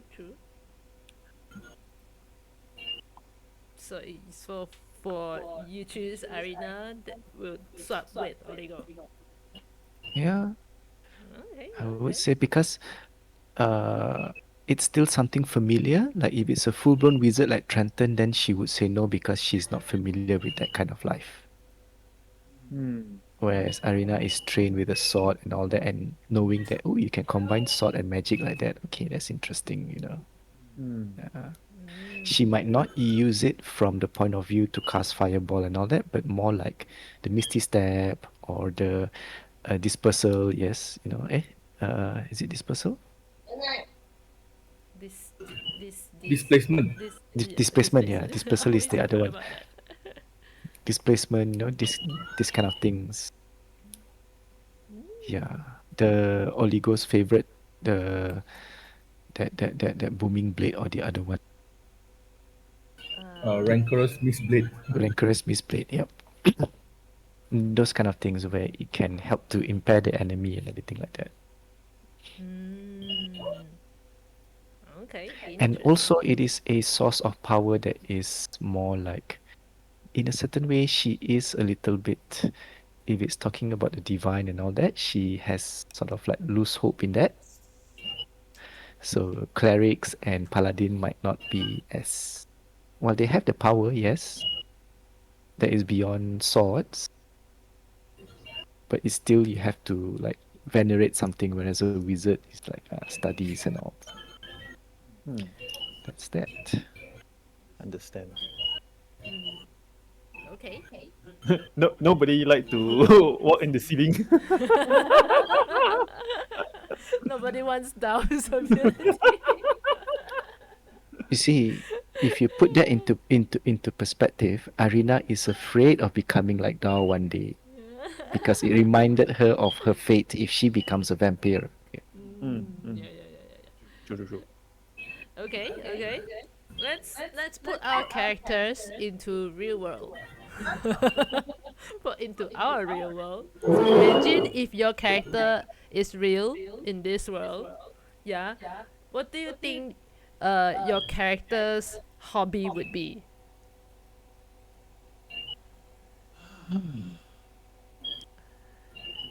Hobby. If think- my character is in the real world, like but separate from myself, right? Yeah. Not me lah. Yeah. For Pip, I think her hobby would be playing music. Heavy metal. Wow. I think like she might go into that route. It feels Okay. kind of that route also. For Irina, she be a chebul. Chebul, you know, the parents all like comes from a generation of people holding power. So shopping and traveling would be it lah. Ooh, Wow. makes sense. Whoa. That makes sense. Makes sense. That's a And nice hobby. since she did want to see the world, yeah. Yeah, she's must be rich. Yeah. Makes sense. What the heiress to the Samsung company or something, you know? Oh. Chebul, makes sense. chebul. Oh, okay. Alright. Yeah, what about the rest? What do you think your character's hobby would be in this real world? Of course, Nessa would try to answer her higher calling lah. Like try to convert people to become ill matter followers. Simple only. Well, that's her hobby, man. That is more like No. mission, ma. No, but that's all she know.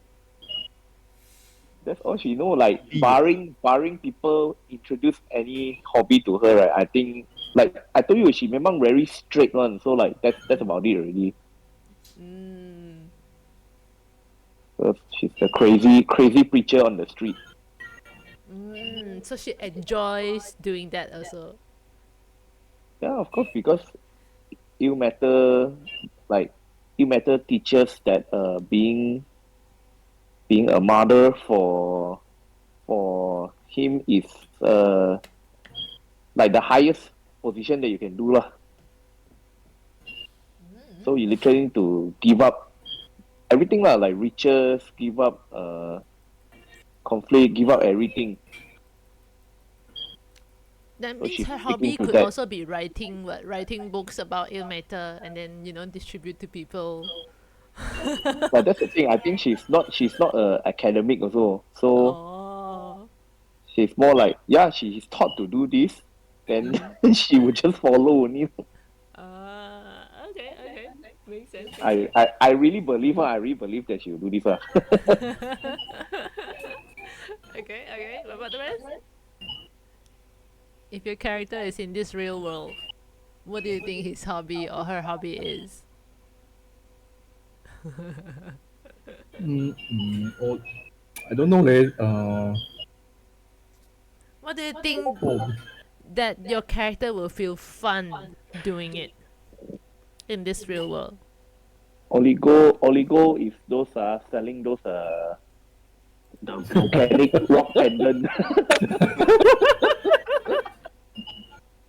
Basically scamming people. but hobby is different, leh.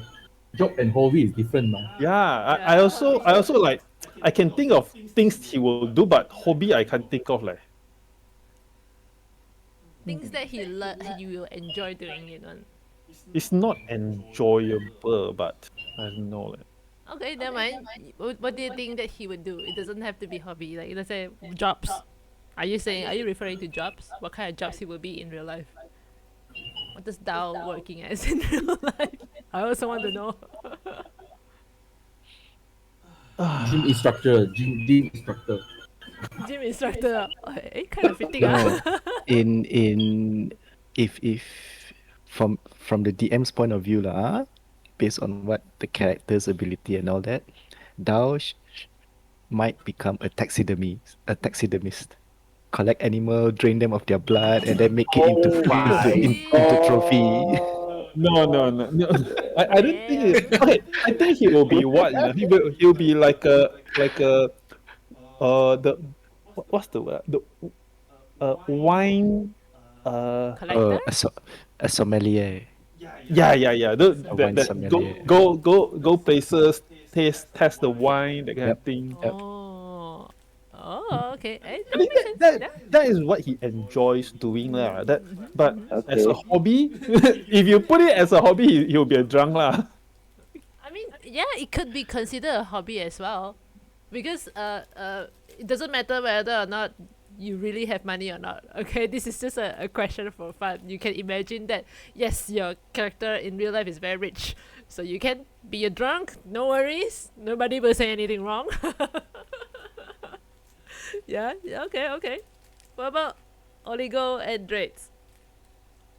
I think Drace will be a grave robber. What he really Ah. enjoys grave robbing? Ah, What the hell? No lah. I mean, really? grave robbing actually is a solitude job, so he prefer quiet, and then also like a solo job.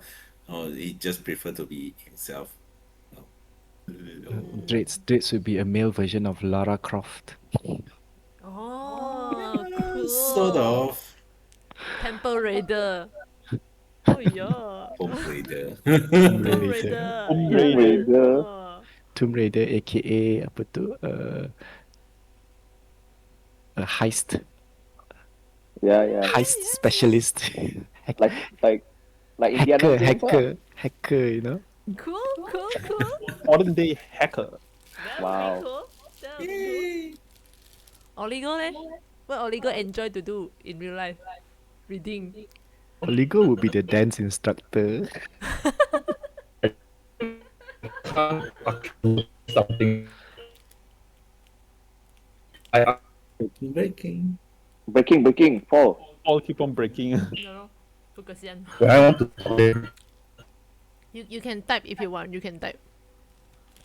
You can type in the either the Hall of the Dam or the Dice at Discourse there also can. Dance instructor Ngambo. He enjoy dancing, right? Oh no, the other one would be, I think Oligo might prefer to collect stamps. Why? What? Why? Stem? Why stem? Very old school. See?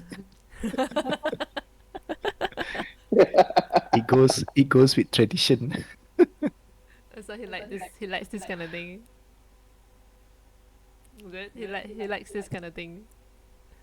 Oligo, you type for us ba. We cannot hear you. You just type ba. I would really want to know. You like dancing, or you like to collect stamps?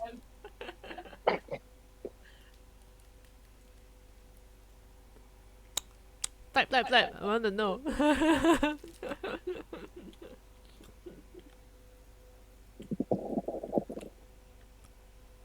But I think dance instructor does suits him. Zumba instructor. Zumba by Oligo. Right? Yeah. No, it's not. It's not Zumba. It's the other one, Capoeira. Capoeira. Wow, capoeira, very cool one. Wow. It's like a dance martial art like that Yeah, already. man. Okay. I think we cannot hear Paul because of his line is really terrible. You know, if Can he hear us? I also wondering probably he can listen back to the recording lah. Yeah. Yeah, lah, so we decide for him lah, dance master lah, Yeah, then dance master and stamp collector. M collector, yeah. Yeah, see, he drop his line already. That's why his line is not very good.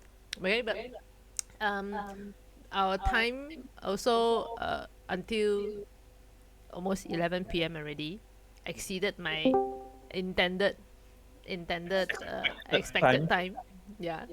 So should we end here, or do you all still wanna have more questions to ask? I purposely designed it so, like, we have a in-game question punya segment. You guys can ask things about in-game stuff, out of game punya questions. Like just now I asked you all, as a character, would you like to play a romantic role, what, game punya, and also some fun questions for you all to think about, such as your character hobby and all that. All these questions, not just to how to say, make the session more lively a bit. It also helps you all to think about or refine your character's personality. Probably like Oligo, if he really said his hobby is dancing or collecting stamp, yeah, you can go and figure out, hey, what kind of person this character is, and it will help you to roleplay this character even better, right? So I hope you all got enjoyed this Death and Discourse segment. So I want to ask you all, we initially was supposed to be 1 hour, now become 2 hour already. 9 until 11, right? Yeah. So Got shall stuff we to talk end about, here? ma. Yeah lah. Shall we end here, or do you all still want to continue on with more burning questions that you have towards I the team? I was thinking like for this session, right? Like maybe our ending can be like for each session or each episode lah. Like each person can ask one question to another player or DM. Yeah, I wanted to say this as well. Yeah. It can be not just one question. Actually, if you all have questions that you want to ask to another player on the table or to DM, okay, you all can ask anytime. Okay, just because this is our first time do this Dice and Discourse, so I understand that many of you probably you don't have any idea of what kind of question you want to ask yet. That's why I'm the one who's been asking question. But in the sessions, if you're going to continue this Dice and Discourse again, I will encourage that don't wait for me to ask the question. You guys can ask the question. Okay? If you think of suddenly you thought of a question you want to ask some members on the table, or you want to ask a DM, you can straight away ask. Yeah? Or let's say you thought of that question on other time. Okay? Maybe during the day you suddenly thought, yesterday I should have asked this question. You write that question down. You write it into the Dice and Discourse thread. Yeah, which is this one. This one. Okay, you write it in this thread. Okay, we don't have to answer immediately. Like for example, if let's say Ming, you got a question you want to ask about Pip, and you forgot to ask today. You tomorrow only you terpikir, yesterday I should have asked Pip about this question. Write the question down in this thread, and then I will not answer immediately. Because we also have to be fair, so that we on the next session baru got things to talk about ma, right? So but I will at least keep the question in mind, and I can prepare my answer lor. So same goes with all of you. If you thought of a question, you immediately you can type it there at the Dice and Discourse. Okay, you said, this question is for who is for DM or for who. The one person who's being asked the question, tak payah answer, no need to answer. You can. Or if you want to answer, you can. If you really feel like I must say now, okay, I also cannot stop you, right? Yeah, but if can, okay, you can save the answer to the next session. Yeah, because the next session will be after 3 games later. Yeah. Okay.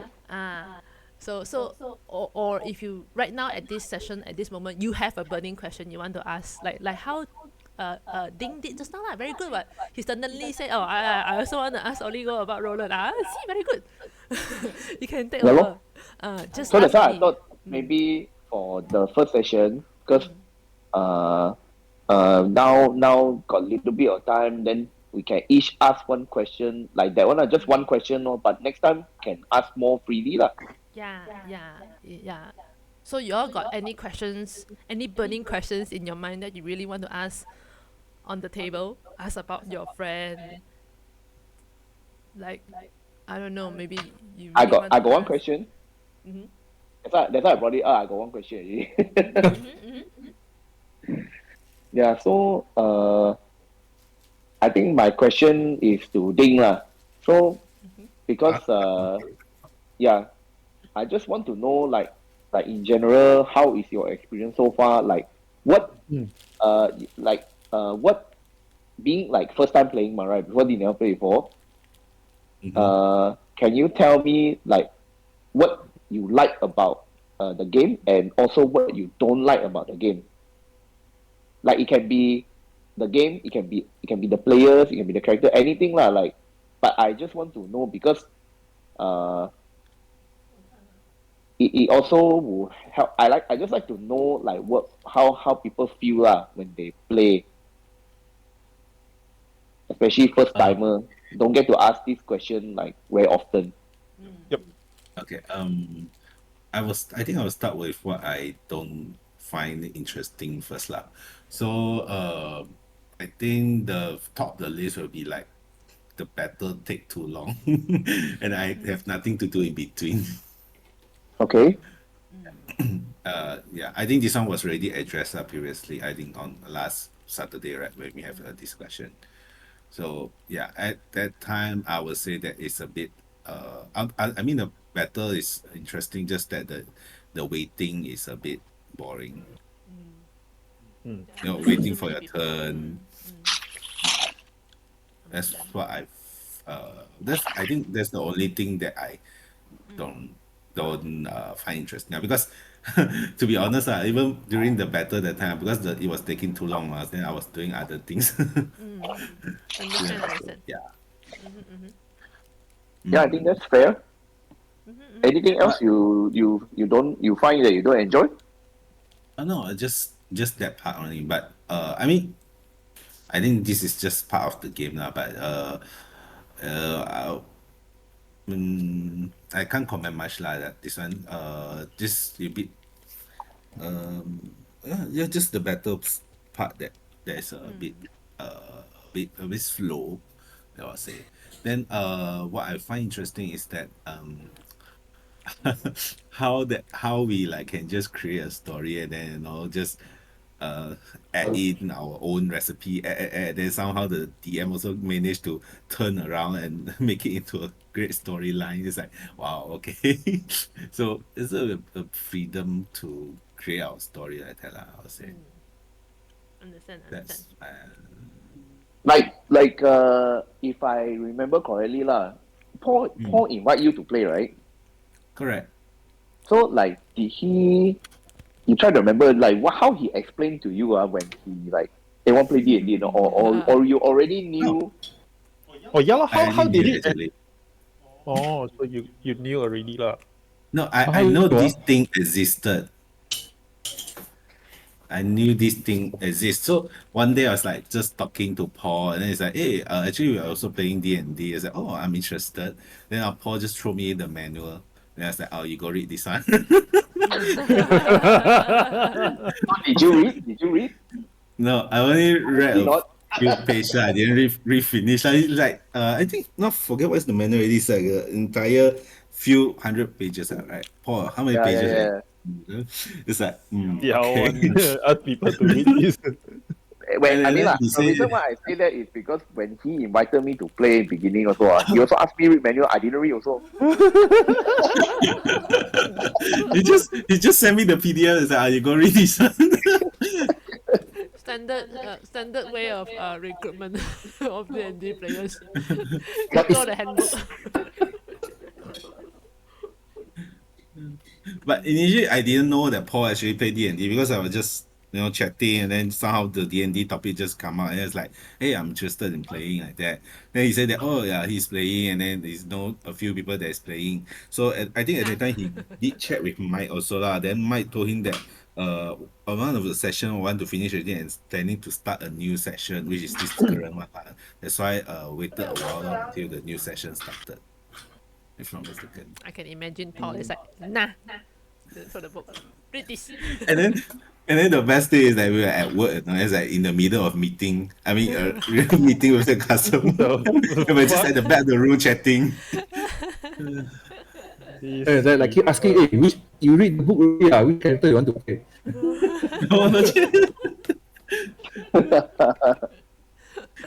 Okay. And then Paul got suggest a few characters lah. Then one of the first character that he suggests actually is the Arcane Trickster lah, which actually I did go and read the Arcane Trickster, which I think is quite interesting. So that's why I decided to try and play. So will you read the whole thing now? No, probably not.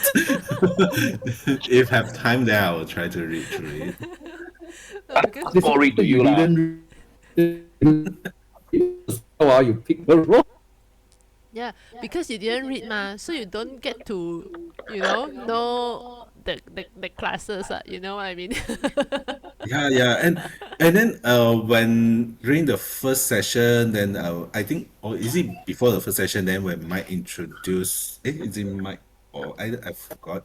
Then someone introduced the 5E, and then us go and like select which class. Go and find out which class you want, which race you want. It's like, the PDF he sent you is not 5E, man. no, it's the like official one. a manual. Yeah, official one. Yeah. Okay. Player's handbook is it? The play handbook lah. Yeah, player's handbook. Yeah, the handbook actually it is. I feel like it's badly designed, lor. Not newbie friendly lah. Too many words. Yeah. It's very thick. It's like, oh, okay. But at least I have some basic, not to say basic, like at least I know this thing, and then also because we play like those kind of RPG game before, so roughly I know what are the classes, standard classes like the Wizard, Warlock, Sorcerers, that kind of standard. Yeah, I know that it existed lah. So just the classes, even when I choose my class, when I choose Vedaka, it's like, okay, I don't know which class to choose. So I just randomly scroll. Until V already, okay, Vedakan. So I chose the Vedakan at that time. So you didn't read So through, you just like that's- chin chai click. So that's the reasoning behind it. Okay. When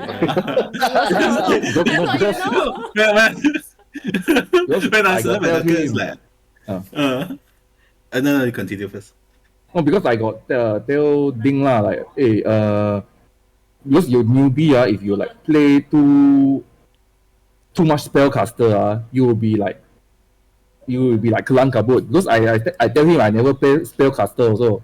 So I say my first one I just play like fighter, barbarian, very easy to play. So if you want to play slightly got spellcaster, you pick those half cast one. So end up he picked the rogue one lah.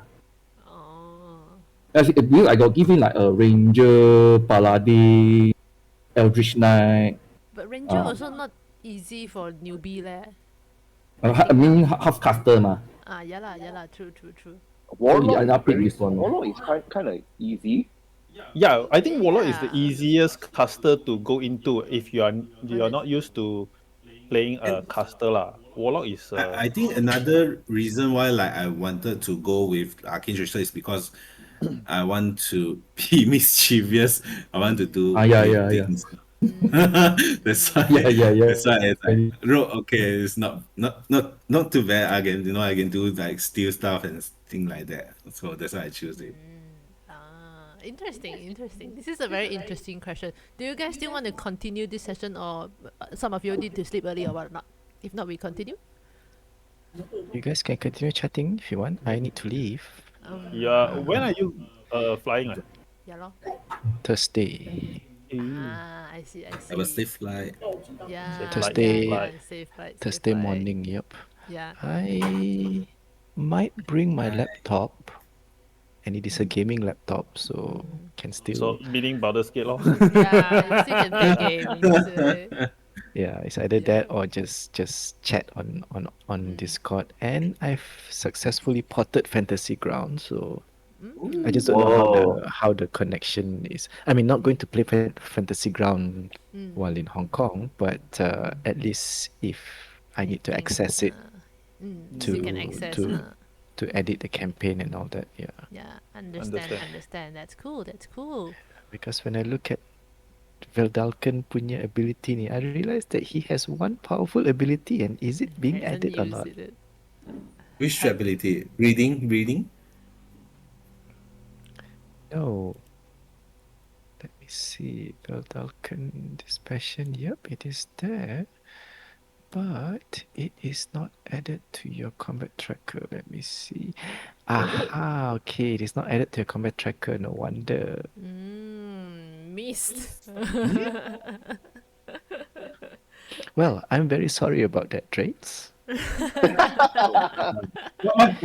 What's the ability first?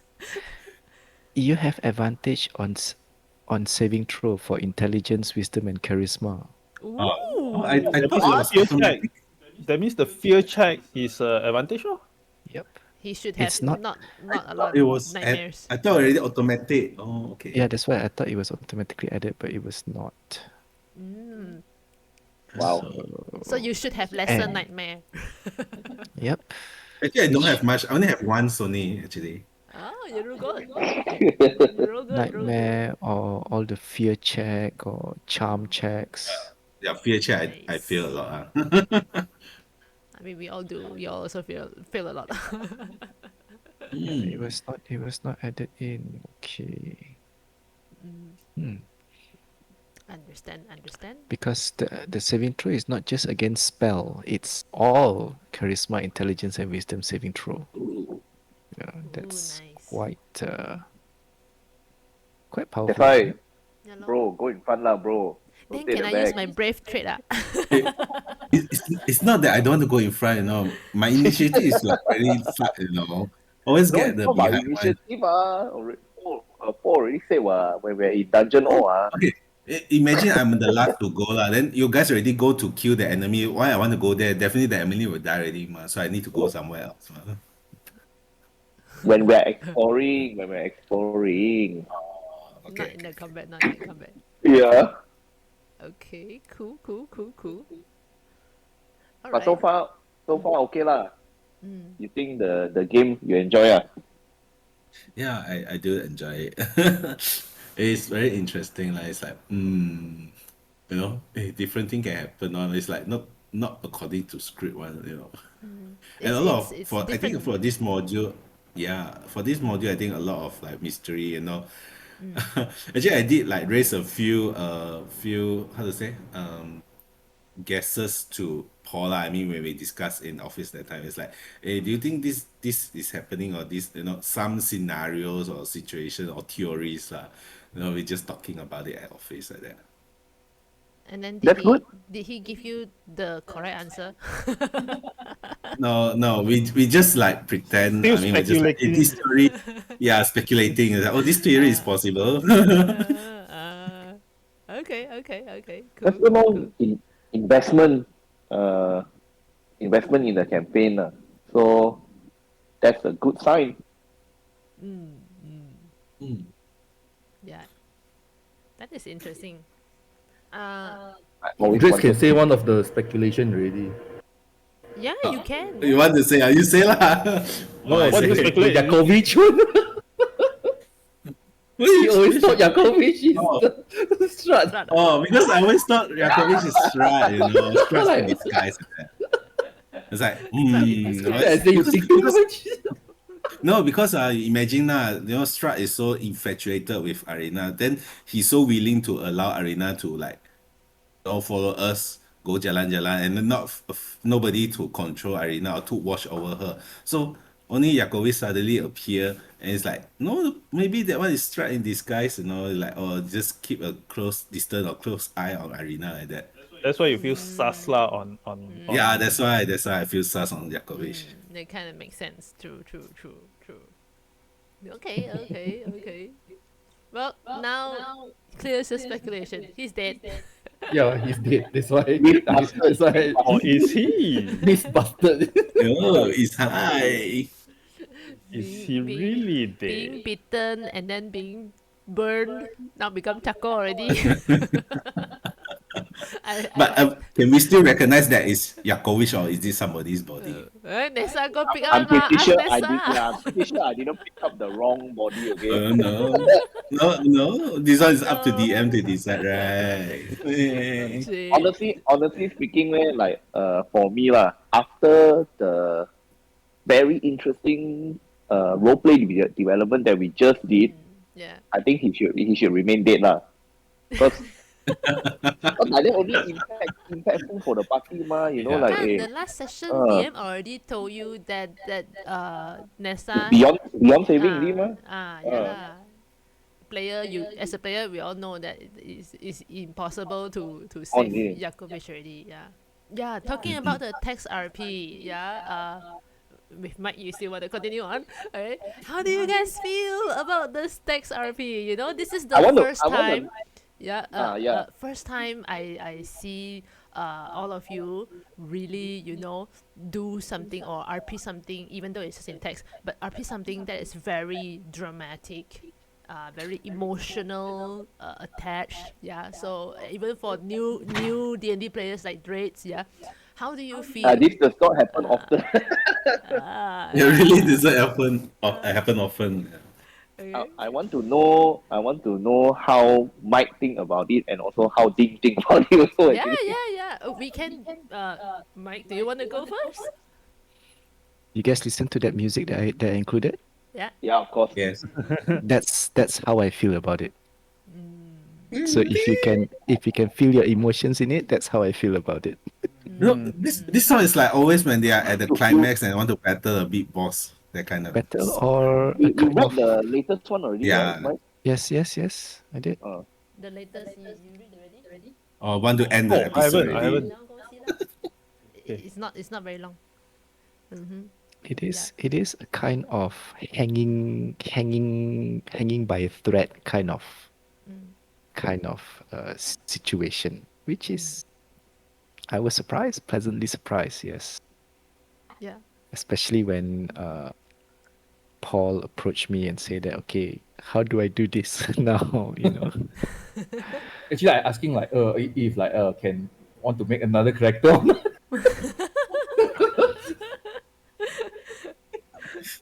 well, again, this is where I mentioned earlier that death of a character doesn't mean the character dying. Yeah.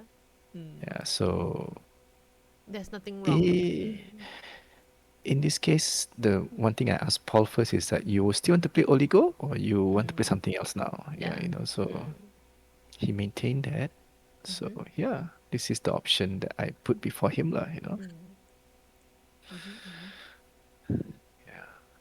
So, I mean, there's no right and wrong here, as long as the story makes sense.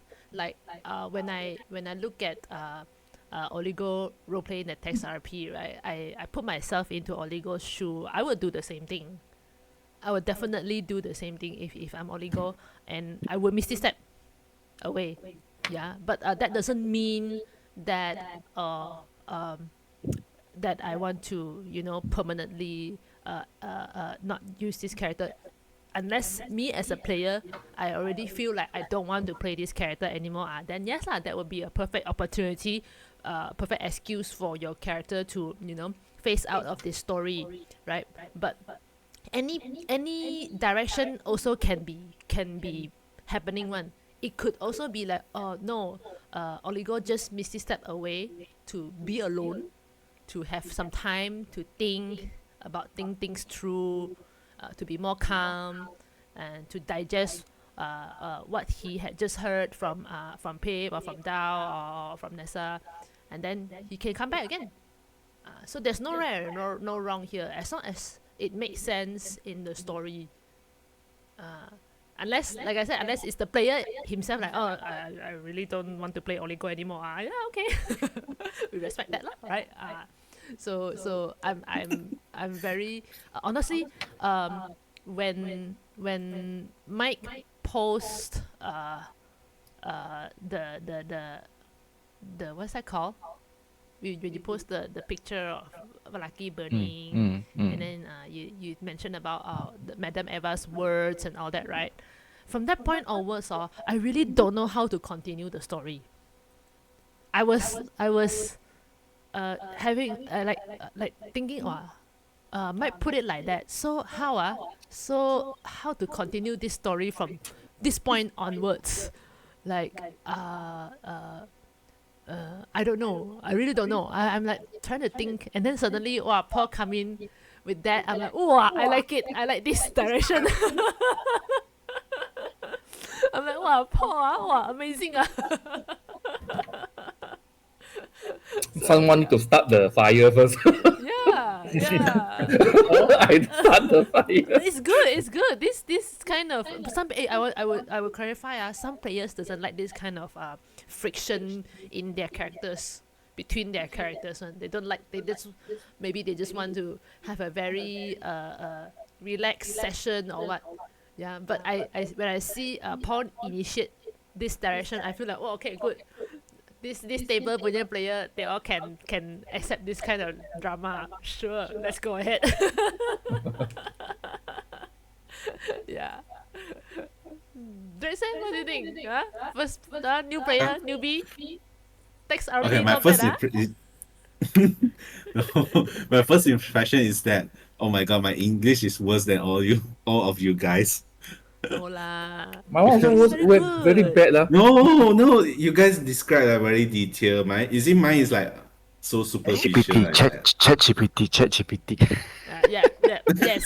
That is true. Actually, I have to say I did not use this Paul also grow agile one. Like he asked me, hey, you use AI one? Is it? No, like, I wrote everything myself. What the hell? How to AI or No, Hey, the last one is AI. My one. For mine, I It's did not use good. AI. Okay. It's good. I know. Ming's one is not AI. I can tell. That's his talking style also. And then, NDM also never use AI. Yes. I will be very honest. I AI one. Okay, but Yeah, there's nothing wrong with that.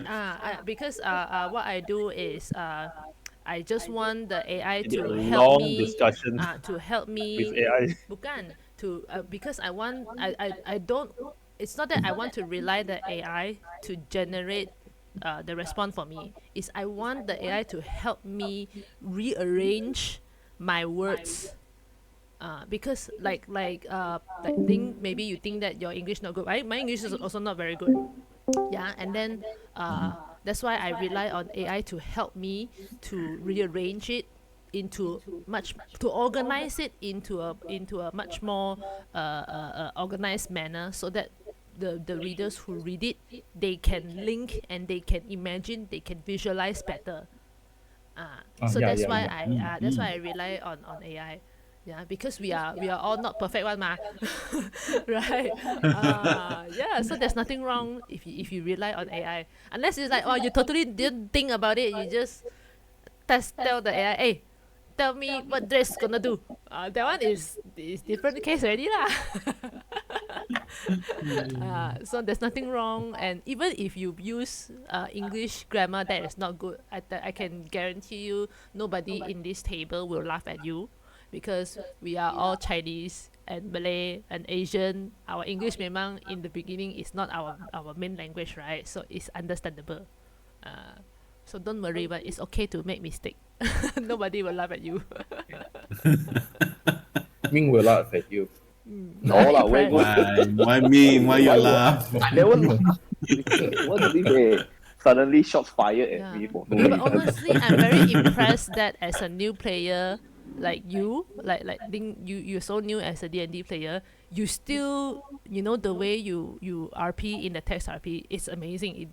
You doesn't feel like you are a new player. You are very talented in this part. I'm like, wow. No, I just copy what you guys did only. Yeah, it's good. It's good already. That is very good. I'm like, wow, thumbs up. I like it. Next time DM one game. Got potential. I didn't even know you had that one of smiles. I had it a long time, but I keep thinking how I want to use it. I haven't had the chance to use it. A Was lot of things this I is, didn't have the chance to use it. is this like in the beginning when you create the character, you got this in your No, no, inventory no, already? Ah? no. Uh, This was I found think it was at the Amber Temple. no. Huh? I Oh, not bought it found. actually. I bought it in Barovia, Oh Mana? yes, that one. With the Esper town lah. of Barovia. With Esper lah. Oh. Yep. Yes. Oh. Esper, yep. When Oh. Paul buy the Wang of Ink at the time, if I'm not mistaken. Oh. That was the one that was found. Oh, that was the one for detecting. Okay. But that was really interesting, honestly. I really hoped. Honestly, I wish that I failed my safe DC. I really wish. But I want mana tahu the roll come out net tell you like fuck. You can always choose to fail. It would be Like so I said, funny, pretend man. to fail. Yeah. Imagine you're smiling, but your eyes is like very angry. Yeah. Tears come Yeah, out. don't fail, ma. Also, don't Oh, you turn away fail? to secretly laugh at it. Because I remember my save is not that good one, and I roll 7. My plus, I think it is not that high, so I No, think but I the fail lah. DC If I is know, just 10 only, you know? I know. Mm. So you didn't pass the DC also? I meh? roll 7. What? Total, you haven't plus, isn't it? You plus My already? intelligence is kosong, and as a monk, I don't think they add uh Charisma save lah, that one is. Charisma. yeah, Charisma my save. charisma is kosong, Oh, and as a monk, I don't think they have anything to add. proficient in charisma save. Mm. So if no proficient, it will be kosong. But even if we proficient, level 6 is +2 or +3. 3. Mm. If got proficient, ngam pass. If no proficient, fail. Mm. Understand. Cast it on Strahd next time. Yeah, let's hope he rolled It that. will be epic if he's smiling Yeah, man. around the battle. But he always smiling, right? Nice. No. He even if he smile also different. This one of smile is really make you laugh one. You know He what I can mean? laugh evilly. Yeah lah, he'll be ha ha ha ha like that lah. And then guys. I'm gonna kill the you. funniest one is I he really gotta stop. go now. Okay. Bye. Okay, thanks, Bye. Mike. Yeah. Bye. Ben, I left you some notes, huh? Yeah, I just saw. Okay, right. Good night. Nice. All right. Okay. Good night. I And think thanks, it's Jen, been for fun. organizing this. Yeah. Sure. Do you guys want to continue this session? Let me know later. But overall, the drama is good. Can Yeah. use a bit of drama. 10 out of 10, the drama. Yeah. Amazing. I would say you guys. And I feel it's organic lah. The drama is organic lah. Not forced. Yep. Yeah.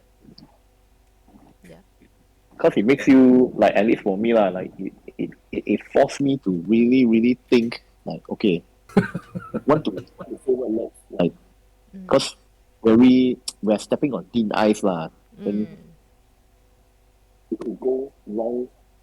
It can go right or go wrong, but just very critical at that moment. So, I was like, wow, okay, need to put so much thought into it all. Then, Yeah. because of what happened a week before, so I just try to put myself in her shoes and keep on referencing also, like, oh, what has been said, what has been done, what we've been through. So this is also, I can say, like, a good experience for me, because before this, I don't think I did before like that. This is the first time to actually RP the depth of your character, right? Yeah, lor. Yeah. It took me some time to think when I want to write. So I also like consult with Paul also, because that time already is he did tell me like, oh, whether want to change character or not. So I just said that never mind, like you decide first. Whichever decision that you decide, then I will respond accordingly in the game. But it kind of like give me a more clear. You're breaking a bit. Yeah, yeah. Okay. Sometimes a bit blur, cannot hear. Are you? Like very like something covered the mic like that. Yeah. Or either Something your covered the cable mic. loose or what?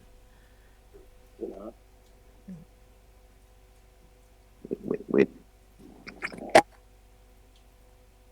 Sometimes okay, but sometimes sounds like the mic was covered. I think the app's issue. Probably is your cable because just now was fine, right? And then suddenly, That's not you know, fine. just Now, drop now, off. now okay, not? Now Now okay, okay. now okay. Okay. Okay. So I just continue the basically I waited until Paul discussed with Mike already, then Paul decide that he want to continue with Oligo. Mm. Then only I fine tune what I want to say, then I put it in the chat. Yeah. So you have you have a excuse or opportunity to like pull him back lah. Yeah, because like I would say like if he wanted to already change and he really decide to leave, like Mike said already is he leave doesn't mean he die, he might come back next time or what. I told Paul, honestly speaking, I would have preferred that as a player. Like actually Paul also was like, hey, imagine like like tempted. if he join Strahd, then we need to fight him in the future, right? I'm like, Yeah. oh my god, I love this twist like that. But Yeah, exactly. Hey, I it will was be saying that, very wow, that hard, was man, so wow. because remember this motherfucker 80 so high leh. Wait, No. I got This tell will this be one to damn Ming. hard, man. I got tell you. like we were even talking about it, right? Then you know what I just told him? I just answered him 2 words only. Whole person. Oh. Yeah Then lah. he takut already. What person is what safe? It's a charisma or Wisdom constitution. safe, but I think. Then can lor. If it's wisdom safe, then no need to be afraid already. I think whole person is constitution or strength. I think it's wisdom No, safe. it's not Yeah. strength. I think it's wisdom safe. If I not mistaken, it's wisdom safe. If you fail, everyone attack you got advantage and auto crit. I think. Auto crit.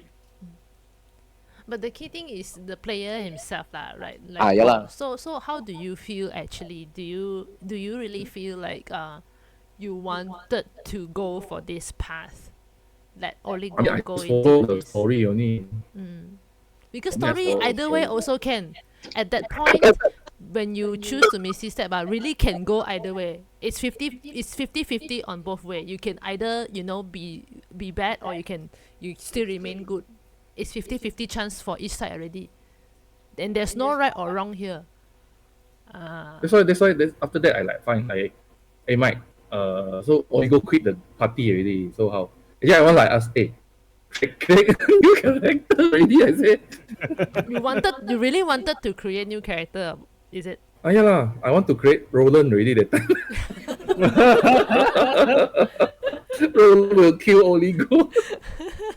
Oh, sad man. Wow. Oh my god. Oh, it's That so will tragic. be It's so that will tragic. really drama, That man. is so wow. I already think until that part already like, wow, hey, Roland but kill Oligo. Here we go. Roland comes in and it is also like a juicy Story. juicy Yeah.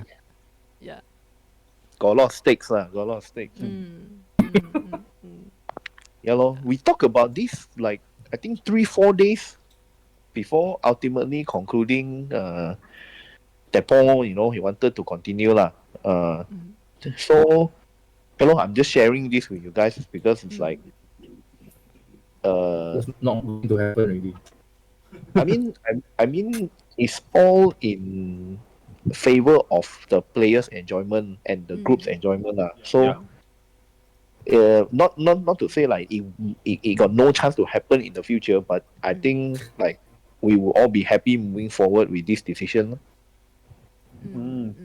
And in like they say lah, like now there's a wound, right? There's a wound in the group. Like I believe once it heal then we will be even stronger together. Actually, when I do my discussion with ChatGPT, I put in the details and I discuss and analyze with ChatGPT, and ChatGPT did suggest that for my character Pip, she might be moving on onwards, she might be a bit more, how do you call, what's the word, more alert, is it alert, Careful, is it? more defensive against Oligo. She might think that, or because Oligo shows the sign of anytime he can turn, and then Oh, the way Pip behave around Oligo, it would be like, you know, more of like watching over him and all that, because she doesn't trust him anymore. And then when I read what ChatGPT suggests, actually I really thought that it does make sense, but as a player, I doesn't want to play it as such route, because I don't want to make the players, make Paul to feel uncomfortable. It's like, I also don't want to make you as a player feeling like you are a criminal like that. I have to watch you like that, ma. So I think, and then also reply back to ChatGPT. I said, you know, as a player, I would like to switch though that this possibility to, you know, a much more forgiving side. Yeah, because in at the end of the day, like what I told Mike, I want Pip to slowly changing her alignment from neutral to towards more the good side. Yeah, probably not lawful good. Definitely, she doesn't follow law, right? Chaotic good, yes. Neutral good, yes. You know, either, yeah. But more towards become more compassionate, become more empathetic. You know, empathy, yeah, empathy. You know, more kind like that. And then that's that was what my initial goal for Pitma. So yeah, actually, ChatGPT did suggest Pip to become very defensive against Oligo because of the way Oligo respond to her. mm-mm. Mm. Drama. Yeah. But that's the interesting part lah. You know, as a player, we can also decide, you know, what we want our character to be, as long as the story still makes sense. No. Already, I think everyone have an importance lah in the group. Mhm. Like I said, even the NPCs like Irina Yakovich also Yeah, like it or not, already adventuring for at least in real time lah. You see like how many weeks already, right? So yeah, it's not like for maybe in game terms, yeah, replaceable, but like in story term, yeah, is it's you not. cannot Yeah, just True, true. like throw to the side like that. And yeah, I think exactly. Mike definitely would know how to control. Like even if Paul change character, right, then he would know. Yeah, his Oligo is not gone. Uh, and even Paul play the new character. I really feel like it's not like a replacement lah. It's not like a replacement. It's just that okay, the story took this turn, then we have Yes. to live with it. Lor. But then Yeah. but in a way I'm happy. Lor. I'm happy that the group There's stick together. the story didn't Uh, go to distant. Yeah, yeah. True, didn't true, true. turn to this side. Yeah, yeah. It's It true. could It's be true. more epic lah. Huh? It could be. It could be. We don't Could be know. more epic.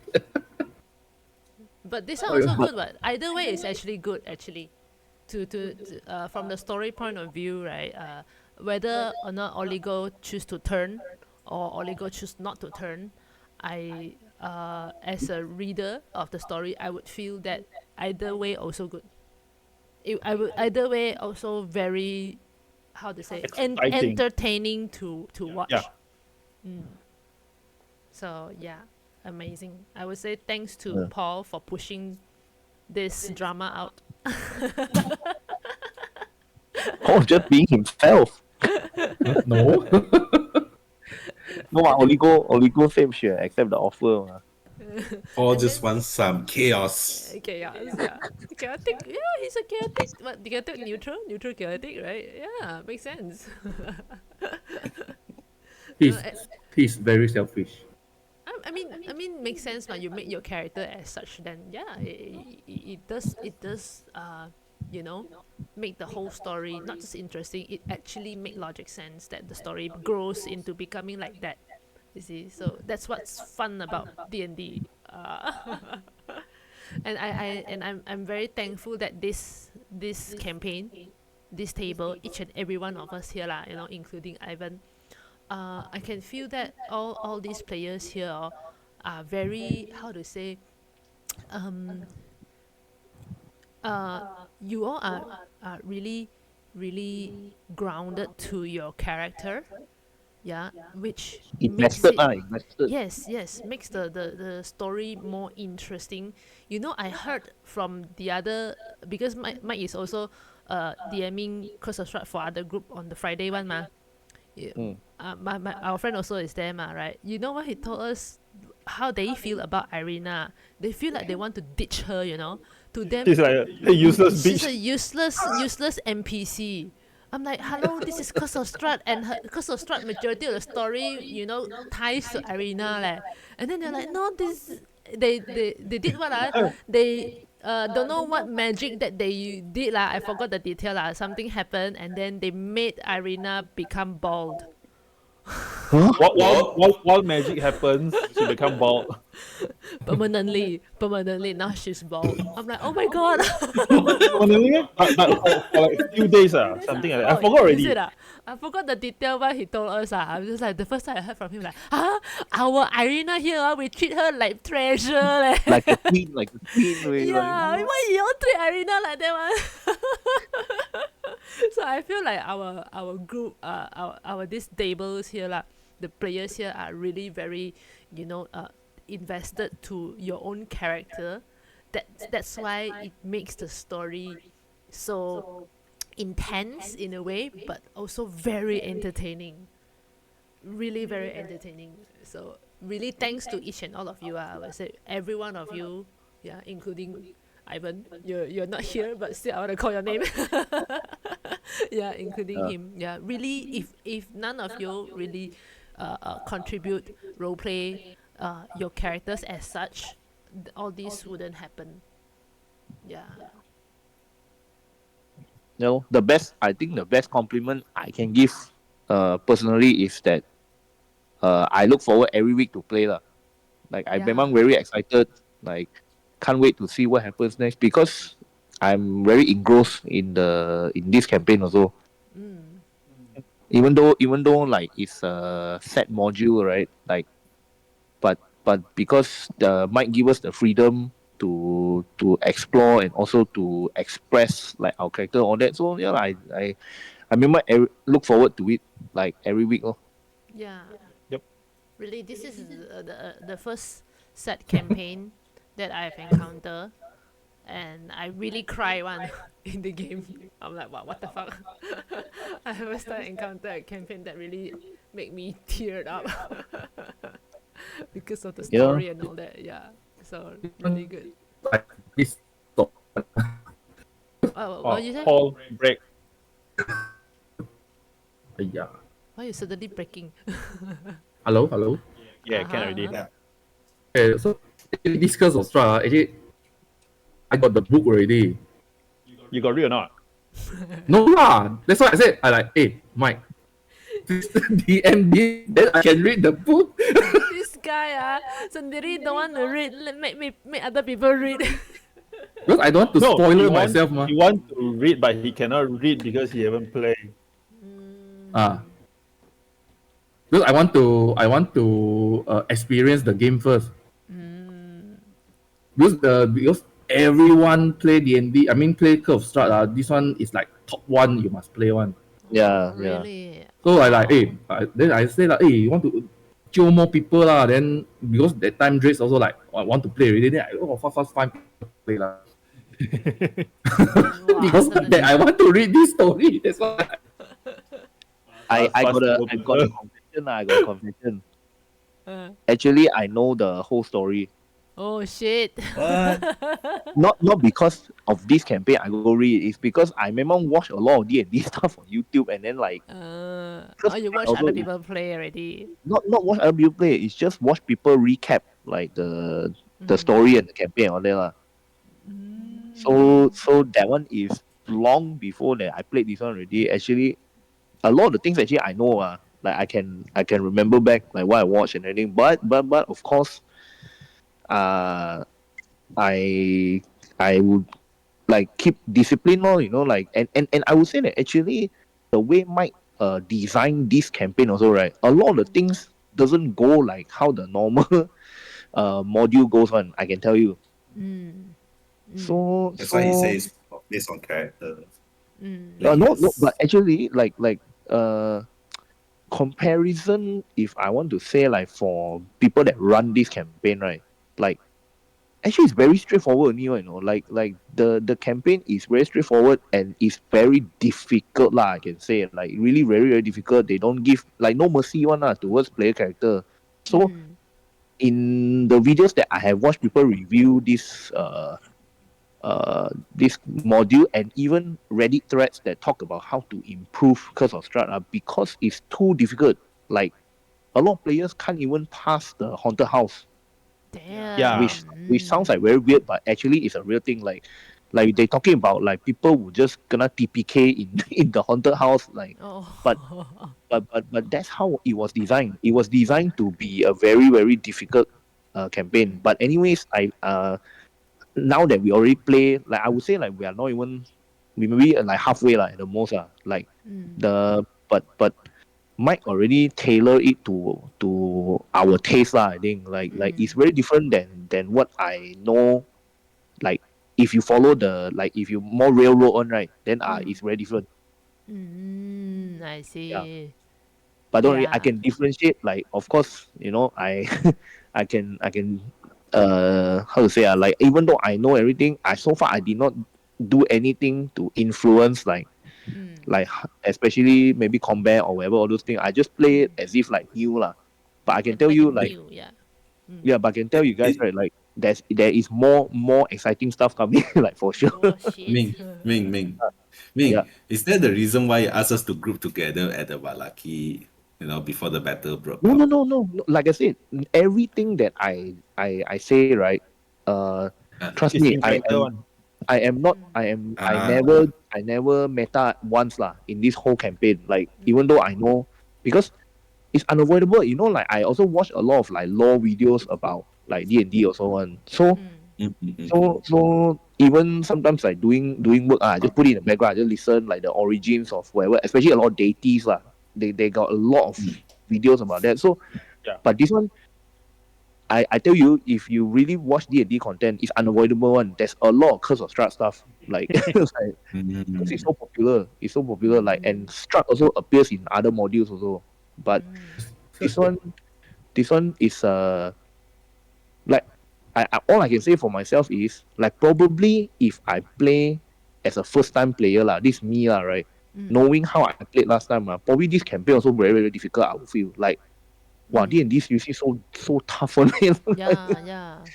Understand. But Seriously, this one tough or like I play like so many character. I mean, so many and we campaign are a already. 6-man group. We are a six Yeah. person group. Like imagine those people. Like actually, this campaign, right, is designed for Four three people, to right? four players. 3 to 4 players. Yeah. Wow. Seriously hard though. Very Because hard. because Very hard. because, because okay, this one I think Mike got tell. I think Gono got tell everyone lah. The haunted house is actually level 1 thing. Yeah, yeah, yeah. Shit. He It's brought not us here. level 3. We go in is level 3. Other people go is level 1. And we die one people already. It could be TPK lah for me. It could be TPK lah. Yeah lah. So that's why I say that day when we were discussing about or how to improve like the sessions moving forward. All right, like Mm. those are from what I play also. I really feel that okay, not just to let everyone have more involvement, but at the time also efficient with our time lah, right? Mm. So I think like moving forward, if we can implement that and all that, like maybe that will answer your concern also lah. Like think like like you say, we know like the battle drag on too long, blah blah blah, all Mm. this kind of thing. Mm. But that one also is like again, I won't blame Mike because he have to design all this so that Yeah. we can go through it.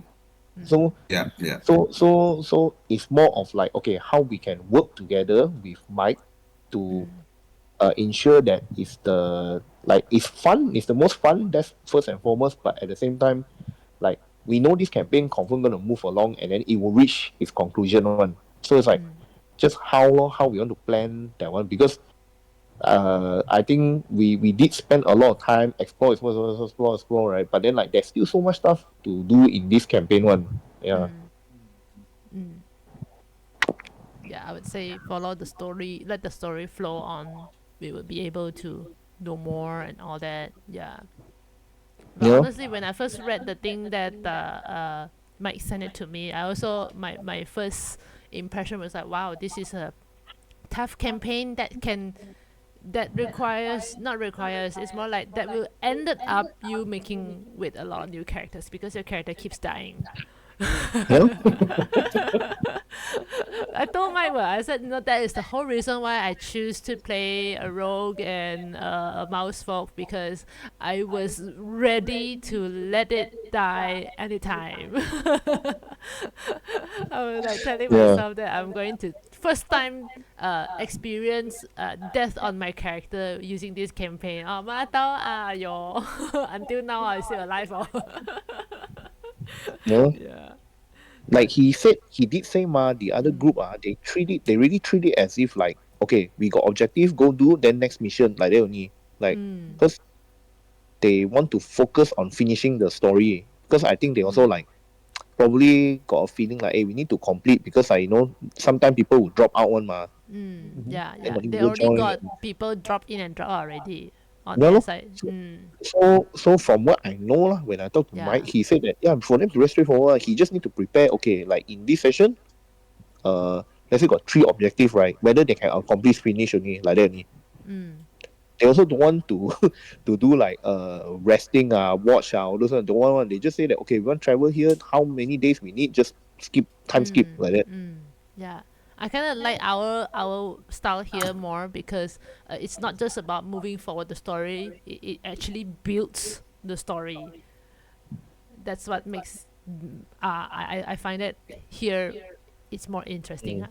I guess I guess personal preference or like because like imagine if you go there, then even if you like this type of style, you can't. You need to go with whatever the group decide. Yeah, yeah, I understand that is an majority if Mm. the player is those type of player who just want to skip through thing we are not here for the story we are here for the main plot okay then change the way we play right but I'm glad that No. this table here is we're willing to explore we want to challenge ourselves to do something that we are not used to like I see how Ding RP in the text RP I'm very happy. I can see that wow he really challenged himself to do this kind of RP I feel so proud for him I'm like wow I'm so happy. Mm. Yeah. That's why that's the threat lah. That's good. That's good for all these. Yeah, true. You see that is the reason why we have this Dice and Discourse session because there are a lot of things that we cannot express or communicate in the in-game because like Ding says combat takes long because we have so many players and players like you guys play BG3 right have you been to chapter 3 already have you guys Not yet. Not yet. Not yet. not Not yet yet. right yeah I tell you you wait until you go to chapter 3 even if you didn't bring your companion out you only just 4 of you playing the combat is long as because there's so many NPC so many enemy and then you need to wait for your turn you know what I mean so when there's so many things going on the combat just prolongs and then you're just like doing nothing waiting watching them move and then you're so OP already you want to make them gather together so that you can throw one fireball right so you stand there you wait and then they move from one side to your side they need to take 2 turns to reach you because their level is low in BG3 right so you have to wait wait like that so I can imagine BG3 also like that imagine in D&D lagi lama you need to wait right yeah so that's why like what Ming says yeah we find ways to improve this to lesser the time of let's say combat time lesser and all that right yeah we want to improve because it is also a kind of mutual respect to each of the players in the table. Yeah, because we all commit to come to play D&D. We really commit our time, right? And our time is very precious. Yeah. So that's why, yes, it is good that, you know, you bring up this topic. You know, next time probably in the combat session we can have discussion, but discuss about the strategy. Okay, but don't Yeah, like don't coordinate. yeah, don't talk about other things other than that. If you want to talk about other things other than that, we just use type so that we can save more time. It's in a way is a mutual respect to other players as well. We respect their time. We respect the time of each players, everyone on the table, right? Yeah. So yes, these are the small things that we can do. We can improve, but we must have a session where we can all come to talk about these small things. Yeah, things that we are unable to communicate in game. You know, And otherwise also no can't say also, like no chance to say also. yeah, no chance to say. Yeah, that's why I actually from the beginning when we begin the Curse of Strahd, right, the first few session I have been telling Ben privately lah. I keep on telling him. I said that actually I feel like this table we have too many people. We should have something like this four-sided dive, so that everybody got a chance to voice it out. Because we're playing online, when it's online, it's even tougher to talk. Yeah, because we cannot see you raise your hand. You want to talk or what ma? So you have to like grab the mic, and then when one person open the mic talk, the other person open the mic talk. Wow, too chaotic already. And then the third person open the mic talk, the fourth person open the mic talk. Wow, cannot hear a thing, right? So online session is even more tough. When there's a lot of people, when there's more than 3 people, it's even more tougher. So ever since the beginning of the campaign, I've been telling Ben. I said, I really really wish we could have a four-sided dive kind of session with this player here, these all of you lah, because To discuss yeah, stuff lah. to really discuss stuff, to talk about our feelings as a player point of view and our character's point of view, and comment about gameplay and all that. Because when there's so many people, there surely will have some uncomfortableness in here. One, somehow we are all not close with each other. We haven't seen each other's face at all that time lah. So I've been pitching Ben. I said, I don't know how to pitch this group of new people to start a four-sided dive. I really feel like we all need this because we are. I feel like everybody is like, you know, trying to get Doing their used to own thing their lah. Yeah. yeah, trying to get used to their character, and we couldn't vibe with each other as a character. It's like so hard, so hard. And then I don't know how to pitch this to the DM, which is Mike. I don't know how to pitch this to him as well. And then that day, Saturday, you all have this discussion. I'm like, wow, this is opportunity. I quickly said, you want to do this or not? Let's do this. See, do you find it helpful for you all or not? If you find it helpful, then we continue to do this. If you all find Yeah, it because doesn't help you, then never mind. it's for sure it's helpful. But like I said, right, like because it's also only because Paul, like after this thing happened at Valaki, right? Paul like few days straight non-stop call and talk about it. Like, hey, I cannot like Jacobi gone. I cannot like. Why you cannot, bro? Why? Yeah. Then we started to talk more about like, okay, the game in general. Then now I know that, okay, like at office, you see Paul and Ding also got discussed. So actually you see a lot of these things are happening already in behind the scene. Yes. So now it's just, okay, everyone bring it to the front and then we discuss on the surface with everybody lor. So Yeah. so I think that just like how our character grow in the group, like for us as friends also, we grow and then we will know each other even better ma. Like Yes.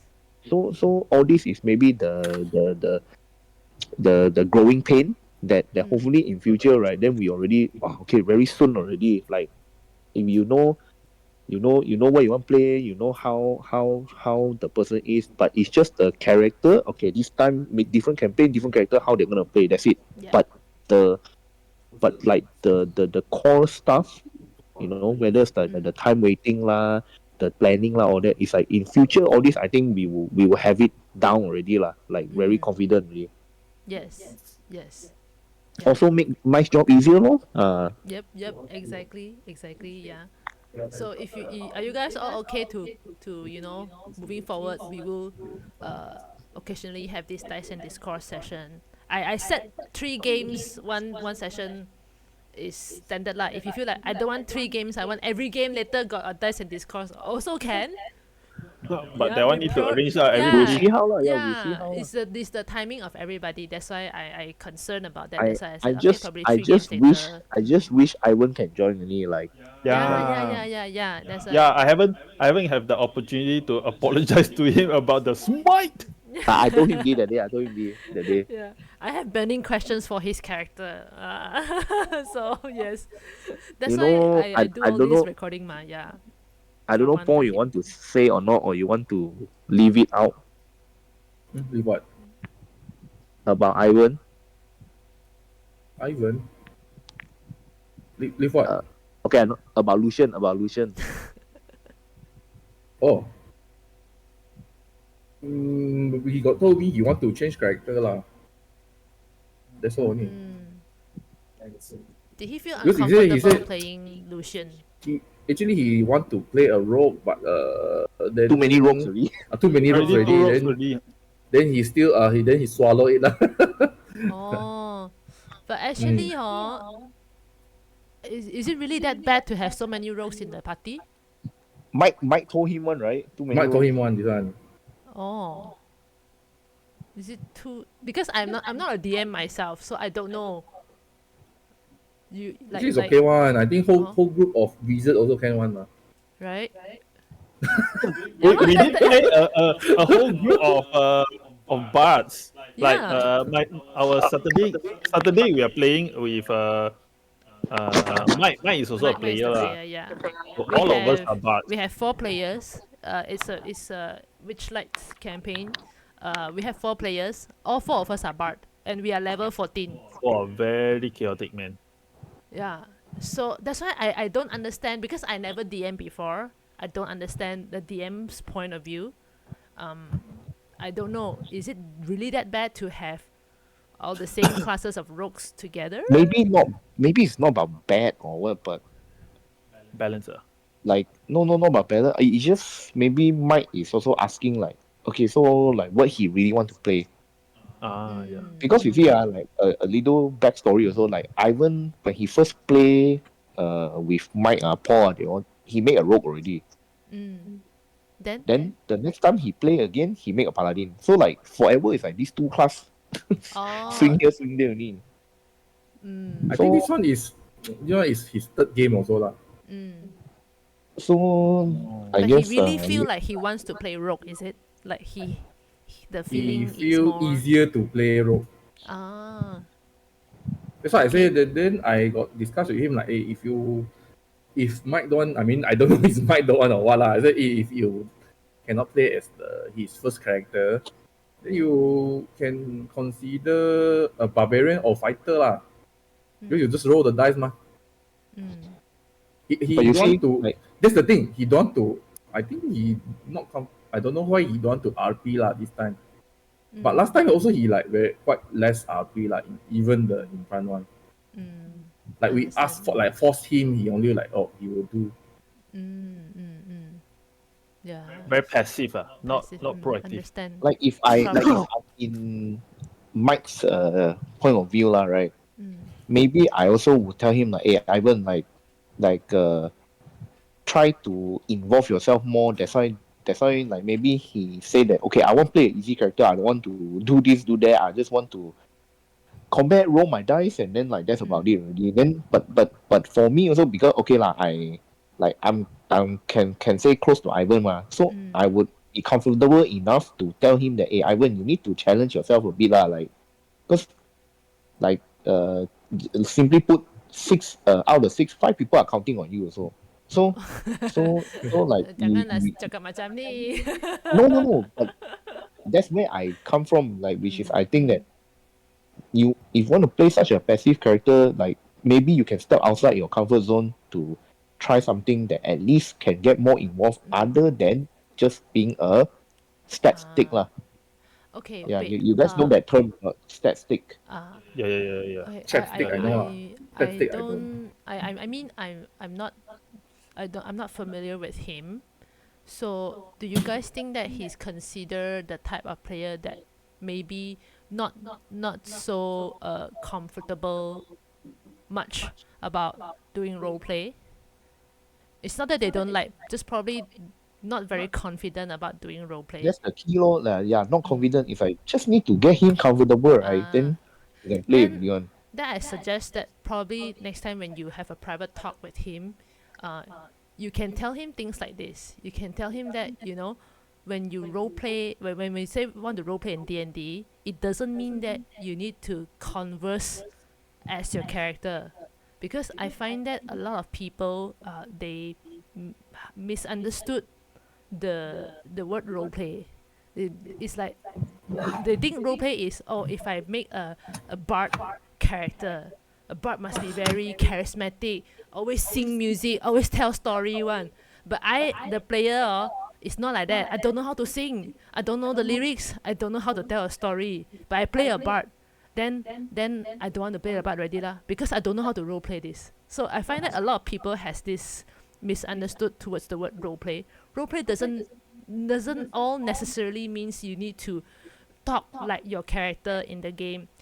Even you do small things, like you describe what your character did, for example. For players that is not so confident in role playing, probably you can guide them with things like, you know, you don't need to say a lot of stuff. You don't need to purposely make a character that is a lone wolf, don't need to say stuff. It's okay one. Even if you make a character is charismatic but you keep quiet, also can one.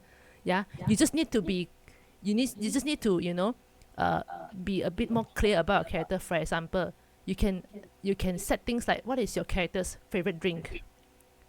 What is your character's favorite song? And then what is your character's favorite smell? Then when you know, in the game, when your character move with us, when we arrive at tavern, you just describe your character smell this smell, and then he likes it. You say like that. That is roleplay already. You don't need to say a lot of things one. When you arrive at tavern, you just say, my character go to the bar counter, order this specific tequila. That is considered roleplay already. You don't have to like act it out. Oh, how I talk to the bartender and all that. No need one, because when you guide them this way, it will make them feel less burdened. Then probably they will be a bit more open to roleplay. They will feel like, okay, I should try. Just describe your character. That is the most minimal roleplay already. You describe first, and then you encourage them to describe more. And when they pass this stage, you start to see them, I'm more comfortable in describing already. Then only you encourage them, you know, you can try to say a few short lines. You don't need to say a lot of things, man. Like for example, when you wake up in the morning, you go down. How will your character say good morning to your fellow party members? Will he say like very grumpily, good morning? Or will he very happily, good morning? You try to roleplay like that, no? So that's why, like, stage by stage, you see. So I agree what you say. So for us as his party members, as a group, can we try to encourage him more, like during the game? Yeah, Like I would say, give him more chance to be involved, like, because that's why you need to know. Paul and I already say, like, if you leave it up to him, right, he will never take the initiative. He will like, not take the initiative. Because So they will be we need to intimidated. make an active effort to give him more chance. Like just give him a push like that to let him feel like, okay, he can. But Like, sometimes you all also need to gauge, you see, the push that you all do, because I used to be a very shy player like him. That's why I can understand that feeling. You know, it's not that he doesn't know the intention. Your intention is good, but sometimes the scale of pushing might become a burden to him. So when you all want to, you know, present an opportunity to encourage him to role play, right? I would suggest don't go for straightforward ways such as, hey, we need to persuade this guard leh. Lucian, go. Let's try lesser this thing. we try to lessen this thing because this usually such how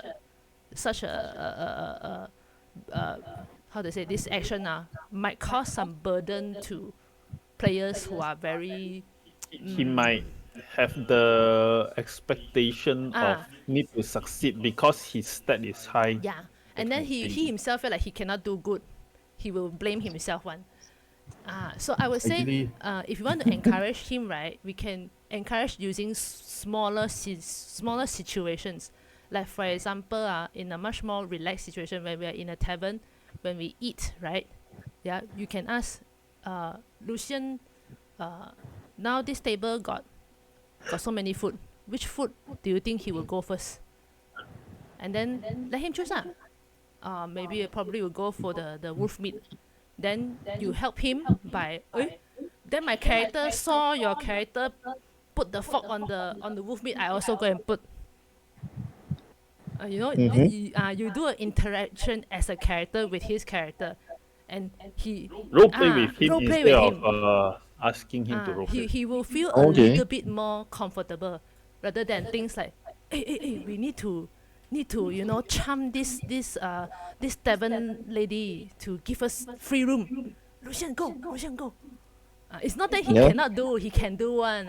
But sometimes this kind of encouragement might become a stress or a burden to the player because you don't know whether or not this player is comfortable with this or not. You can only see that if he starts to speak more, that means he will be comfortable with this kind of push. Then you can push on. But Yeah. if he usually in his game he didn't speak a lot, right? Then I would suggest probably you all don't do this kind of push yet. You encourage him using other way. By asking little stuff that is not important, not very pivotal to High the stake. scene. Not Not so high high stake one. Things like, we are all we enter to the Valaki city already, and then the DM starts to say something, and then probably as Nessa or let's say me as Pip, I can go and nudge Lucian. I said, hey, Lucian, do you think that I should go look for armory because I want to up my armor again. Then Yeah, this look, is so also so a small more of opportunity these for him. moments all that we Ah. need to make, right? Yeah. Like I think Because you all play with if him as before a you group, all play you will gauge more because you all know him better. At what stage he is in. so can we do that like as Yeah. the group? Yeah. Now I know already. Then I will because previously I don't know. Now I know. That, okay. So probably he's the like what I used to be lah. A bit more scaredy when it comes to role play.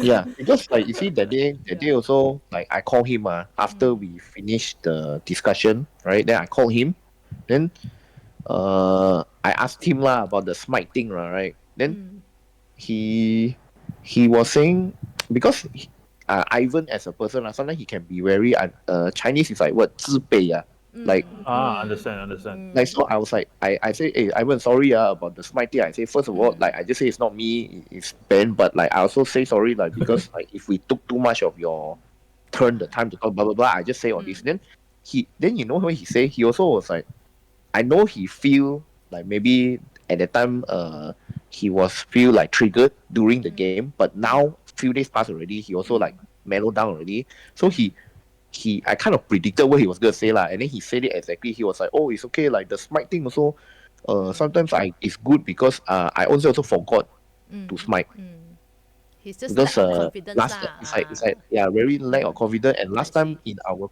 old game with Paul DM one right, everyone keep reminding him to smite also, so it's the same thing. Okay. Understand. So now it's like he Now I will know. actually Okay. absorb that into himself, and then he will actually think that he's forgetful, and then he don't know what to do, But then I said that, hey, I don't think it's like that. I think it's memang because we took too much time, and then like by the time reach your turn, like yeah lah, you maybe you had something in mind, but you didn't know what you want to do after that. Then he was like, he won't say yes lah, but like he just keep quiet. Then I know already, like so I was just thinking like yeah lah. I mean like since he also play already so we maybe he's not so upfront about it, maybe he's not so confident for sure, right? Then we need to do something to help him along or like Yeah.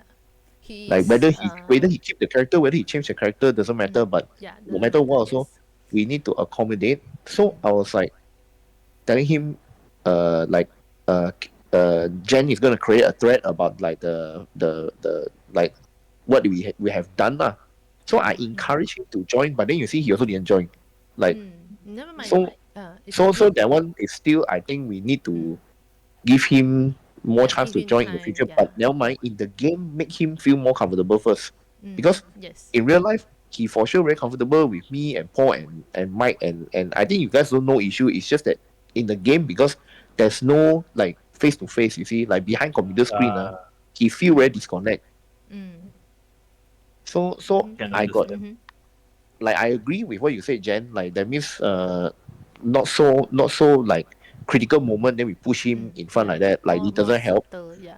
But so that we should, We what we create should do is together like lah. as a group is like we try to involve him more. That's it already. But I also got one suggestion that I also want to ask you guys. You say makes sense or not lah? Like I feel like we should, just like in real life, ma, right? Like let's say you join a new group, whether you know people or not, whether you don't know people or not. But let's say you join a new group, for sure you will feel very shy if let's say like you don't know anyone. But if it's one person who bring you in the group one, then you will be more comfortable and you will be um, um, not so scared because at least you know one person. Ma. So should we assign like in game, like in character, someone to like try to befriend him more, like to be like his buddy, right? So I think also it's like that character can be like, hey, look, always looking out for him, or like try to do things also like involve him more. Then naturally maybe he from there,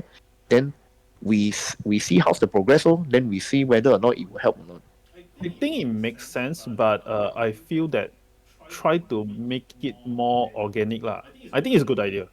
What you mean But is the not so key is need obvious. to not say obvious or not obvious. There's nothing to do with obvious or not. But because I also don't want him to feel like too pressured because like Like they purposely want to purposely. accommodate me, that kind of thing. Yeah. Yes. Yes. Yes. Uh, I want it I to feel more More natural, more natural. organic. Like the story makes sense. This guy is like trying to be close to me, that kind of thing. Yeah. but I think we are past the point where it's like, okay, let the thing naturally play its course, because we know So ma, many like things if already. if it continue like that, it's just gonna be him diam diam the whole session. Then after that, like maybe roll some dice, then that's about it already. Then Yeah. I really think that okay, with this one might as well we try. Like never try, never know, and then maybe it will help, really help there. Like of course on top of that, Mm, like I said, I don't think it would be too not natural, because the whole group will actively try to involve him more. But it's just mm. one body for him lah, so that Yeah. like can be like, hey, like let's say during combat, like hey, you got what you can do, what you want to plan to do, like maybe we coordinate something together, like that. So small things like that also, that is like to add together with the whole group's effort, I think hopefully can change some for the better lah. True. Understand. I think Yeah. can. Yeah. I would also suggest uh, those are in combats. While we're having combats, we can do things like that. And then also I think not just in combat, in when it is non-combat situation, Yeah, of course, of I course. would I just give suggest example only just now, yeah. yeah, I would suggest what we all can do is, like, for example, when the DM say or present set the scene as we are waking up from our sleep, from our rest, or we are going to sleep or going to our rest. Can we try not to skip that part? Because usually what I notice is, let's say, we are outside in the woods, and then we want to rest, and then usually the DM, like, I noticed Mike was, sometimes he got asked, sometimes he didn't. Sometimes when he asked, he was like, anything you guys want to do before we begin our watch? And then when this opportunity presented, I would suggest that let us don't skip this part. We take it. We take it. We don't like, oh, because I really don't know what to say. We are so tired from the battle during the day already. Our characters is so tired. We just want to go to rest. We just want to begin our watch. We just decide, oh, who's the first watch, second watch, third watch, like that. That's it. I would say when the DM present this opportunity, let's try to grab it, because it's opportunities like that that we are able to make everybody, not just Ivan, it's everybody. Everybody is equal. Yeah. To I be feel involved. that this one is also one thing that I accidentally, accidentally like why Dao and Irina there is like a bit of like tension. Not tension, relationship Re- building moment. yeah, because of the the The watch watch, yeah. together we RP a bit on this for this thing lah. I'm not saying that you need to RP during the watch, but these are the opportunity I think that we can But grab lah. the best opportunity is before the watch even begin. We Yeah, start to RP because that is already. everybody ma. Yeah, because that is Before the watch is everybody. everybody. Yeah, because I would say this lah. I follow Critical Role one. Yeah, I learn a lot how to play D&D from them. Okay, and then I do notice that every time when their DM present this opportunity, they grab it one. And when they grab it, probably I don't feel that they have a script for it lah. It doesn't feel like they got a script or what. Some of the players, they already has an idea. Yes, I want to go talk to this particular member in my party because I want to build a relationship with him or her. What? Or maybe due to the day's events, I want to talk to this party member. They will grab this opportunity one. They never let it go skip and then go straight to watch. They will finish, no matter how long it takes, they will finish it. Then, when everybody is happy with how the story goes already, then okay, the end will take over. Let's go into the watch like that. I actually, when I watched that, I feel I got tell this to Ben also. I said actually this small little gesture that they did that is actually very good, because I find that these are the opportunities where the players can use their characters to really bond with the other characters, and when we all bond between characters, that's where the party cooperation becomes stronger, because between players to players we need time to build up our relationship, to bond. Nobody in the first meeting then we all can perfectly mesh with each other one. Nobody is like that one. Everything needs time to build up. Yeah. So if human to human, players Okay. to players also Bye. need that. Oh, yeah. All right. You can listen to the recording later. on allow Yeah, side. yeah. Go. Yeah. So between players, humans to humans, also we need time to build our bonding. Then what about characters to characters? Right?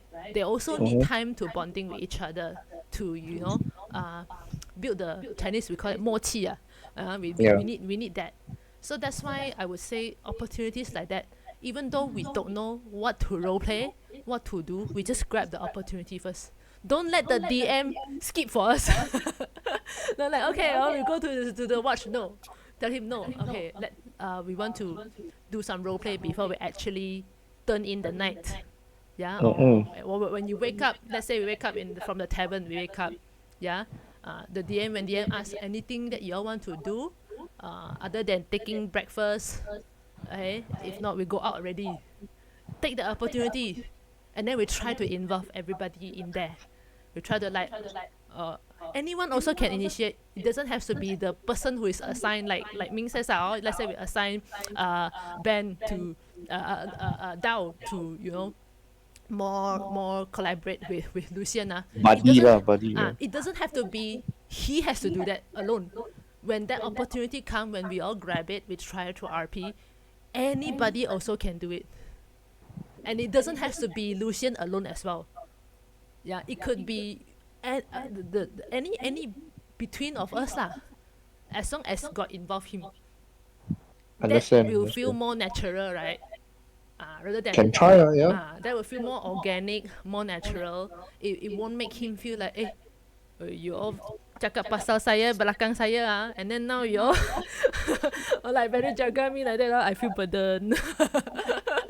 Yeah, because from the way you all describe Ivan, I think I can agak-agak gauge probably he's actually a very nice and kind person, and because he's too kind, he would has the tendency to self-blame himself, and then he would think that he is the one who caused uh, discomfort to the table and what, and or maybe disappointment to the table or what, even though the table actually didn't feel so.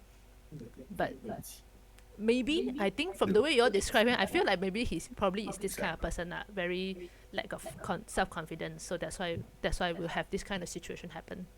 But I used to be this kind of person. That's why I can relate a bit. Yeah, Yeah. because the thing is right, like he only played with us last time when it was tabletop. So He never when tried to play we with we other. when we started to use FGU all right, like he couldn't join, he couldn't play because he got no laptop. So so Paul, I remember Paul told one like, oh that when he finally got a laptop, right? Then he really wanted to join. He really wanted to play. But of course like when start play the time then maybe he not used to it, or like not as easy to pick up the game as other people Yeah. are really Yeah. online, right? Then Understand. And then also FGU is not the easiest thing to use lah. yeah, but I mean what I mean is like as a personality, then very easily he will just like just Give up. be maybe it's not the right word, but outshine by other people lah. Understand. So Understand. Then he would so probably be like me, doesn't want to try to join any new group at all. oh yeah lah. I mean he definitely want to join us only.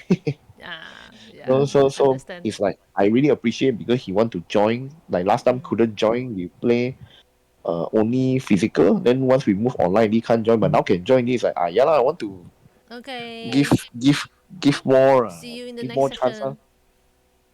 Great. Justin Bye. goes there. Bye bye. Bye. Thanks. Bye. Bye bye. Bye bye bye. So this is like quite important. I feel like because he already is a part of our group. We definitely need to do something to make him more involved with everyone lah.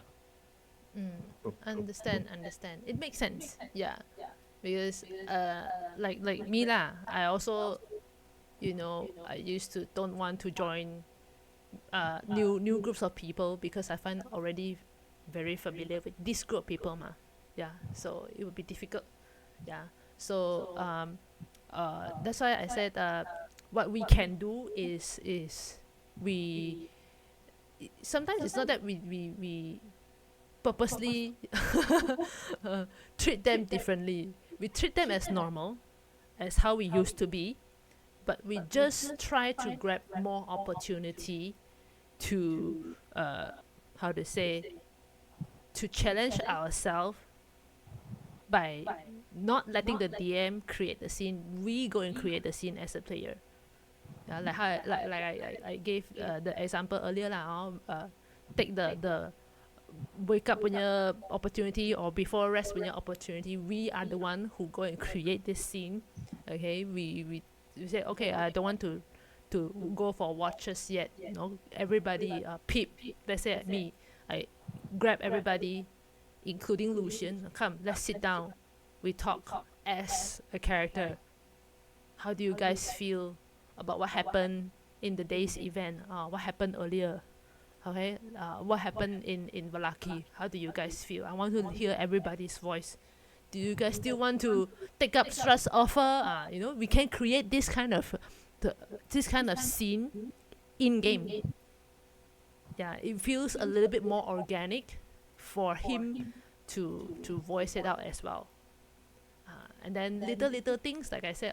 Some of the little things like, hey, Lucian, I remember your AC is not very high, right? Should we get this opportunity to go do shopping together as a character, not as player? As a character, show him as your character. Like, hey, should we go and look for, while they go to the tavern, let's go to find a shop. No, that's where you Yeah. got opportunity to RP with him already, and it also feels very organic to do so, You know, right?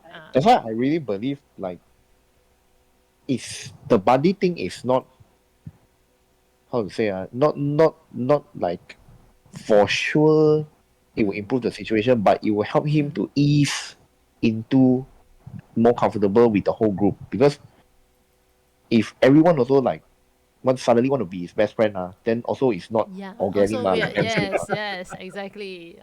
So that's why I thought about this. I thought, okay, if one person like the whole group, yes, give more attention to him, but if one person is like buddy paying more special attention to him, it at least it's not too fake lah. Like Yeah. it's just being your friend only ma. Like Yeah, but given the story told right now with our backstory, it also has to make sense. If not, like suddenly, while pay you know? attention to him, he also will feel a bit weird and all that. So Uh, who would be the best candidate? I wouldn't say who for now. It's a bit difficult to really actually pick one. If you really want to Min Kyung pick one, maybe Oligo. Because like you know how our interview just now, right? Yeah, he maybe feels Oligo is handsome, looks like Roland. He might have some special feelings. I don't know. Yeah. Yeah, if he wants as a player, he can do that. Of course, we have to And respect Ivan Paul's would be idea, more but comfortable also because in real life also he close to Paul ma. yeah. So can ask Paul like, do you want to be this person? but Paul has to be the one to try to make the story logic sense. If not, probably for Ivan also he will feel a bit weird. Like, hello, we have so many sessions. Your character also never really talk to me much. Wow, suddenly why your character so talkative to me? But, so he has to be the one who be able to mediate the story, for make sense for his character to talk to him more and all that. And of course, let's not just let him alone to do that. We all also can do Yeah, for that. sure. So that the whole thing will feel a bit more organic, will feel a bit more natural, and the key is we don't want him to feel intimidating about doing role play. We don't want him to make him feel that he's bad in doing role play, because that's how I felt. The whole reason why, ever since Ben introduced me D&D, but I never joined. I just watch videos only. I watch Critical Role. I watch all the other D&D videos, but I never joined a single game for a year. He keeps on asking me to come join our game, join our game. I never joined. The whole reason why I didn't join is because I felt intimidating to do roleplay. I felt that I am bad in doing roleplay. Like last time, our Neverwinter game, she know all the thing, but she don't want to join. I very, very stand firm on my ground. I said no, I will never join like that, because actually inside me lah, I wish that I can join one, because you guys seem very fun. It's fun, Then you right? see, like I kickstart the campaign the second time. She also don't want to I join. also don't join. Only halfway then only she join. Yeah, actually it all boils down because like Ivan lah. That's why I said I used to be like him. I'm the kind of person. We are introvert. Introvert is like that one. Yeah, we felt very intimidated when the spotlight is on us. Any type of spotlight, even just a 10% of spotlight on us, also we already feel very intimidating already. We will feel very uncomfortable, emotionally and physically. Really one, both. So it took me very hard to persuade and convince myself that I should give role playing in D&D a try. It really took me very hard. That's why you see a year lah, a year plus then only I felt confident enough to try. So that's why I said the key is not to make him feel that he must do role play, or he must try or what. The key is to just make him feel that role play, anything is also called role play. You don't need to think too much about it. You just open your mouth, say something, already is role play. So role play is you're not bad in roleplay. You are just like all of us. You think that we are very good at roleplay, you are also just like us, like that only, very natural thing. Uh, Hmm. so that's why I said we can help him by asking things that doesn't require him to roleplay as his character or converse as his character himself. It can be things like action. Ask him to describe his action. Like when he say, when we all come in, okay, to a town, yeah. Anybody can ask this question. Can just stop the DM and say, hey, we all first time arrived the town leh. So how should we walk? Should we walk like a gangster? Should we walk like a thief? And then ask everybody, including Ivan. That's where Must he, include him. that's where he gets the chance to describe himself, right? Yeah. So these are all role playing already. This he just didn't realize that these are also called role playing, because like me at first I also thought that role play means I need to learn to converse like my character. So if I make my character who like an Irish, then I have to learn to speak like an Irish. Say lor, then I cannot right? So we feel intimidated already because we don't understand the real meaning of role playing. We thought role playing is like that. I need to talk like this person, talk like that type of person, but I'm not Yeah, that but type of person. like I understand what you're saying, but I think for Ivan actually it's not that complicated. It's he's like I'll just say it like that lah. Like I don't think that is even on his mind. You know why? Because he's just already fall into like a sense of uh comfortableness lah. Like because he knows that there are like 5 other people in the group. Anything just let them do lah. You know, like you understand what I'm saying? It's like I don't need involve also. Like other people will do mah. So because of that, go on for so many weeks. Then he already Used it's to like this stuck already. like that already. Used to this already. Uh, That's why. so used to it, like don't even need to role play lah. Why you need to even think about role play? So that's not where I want to target. It's like now it's like I want to let him be involved. That's it. Only like I also don't need him to role play like you say like whether it's a skill check lah, whether it's like whatever lah. Like doesn't matter. You know, like Yeah. as long as we are not 5 person playing and then he's spectating lah like that. Yeah. To put it plainly. Yeah. True. Then we Because all very have hard to, like to that do one it is the together. hardest thing that I think is for if we want to solve is because as soon as we are let's say we are involved doing something, sometimes also like just like that, you know, the whole session, few hours like that, he don't need to say a word one. Yeah.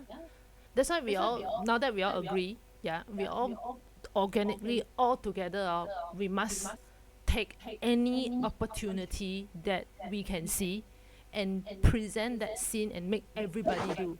Like for example, because sometimes not everybody is sensitive enough to saw the opportunity to role play. Let's say Ben, you saw, hey, this part here is a very good opportunity. You go and initiate this, and then you ask every one of us, every single one of us, to describe. Hmm. You understand We what make I mean? it we make it a habit lah. Yeah. Like let's say we go talk to that grave digger. If you see that that is an opportunity that everyone also can you go and initiate and you ask, hey, we want to approach this grave digger. What you all planning to do? How you all want to approach? How you walk over to him? Like one by one describe, so that I know how to collaborate with you all to approach this guy.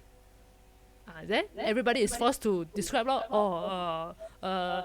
Pip is going to walk like a with hoods up and all that. Cannot see her face. She's gonna like sneaky Yeah, a because I bit. think And then next a lot everybody. of times like that's maybe like the way we used to it already, which is if our character want to do something, then they'll just do it, right? So like end up those that not involved one is like just standing back there and watching. Yeah. because he felt like he doesn't need to do anything. Yeah. You know? So now that we know, okay, next time whenever we want to do something, present it to make everybody involved, make everybody go and describe. That is the first step to make him get used to role playing.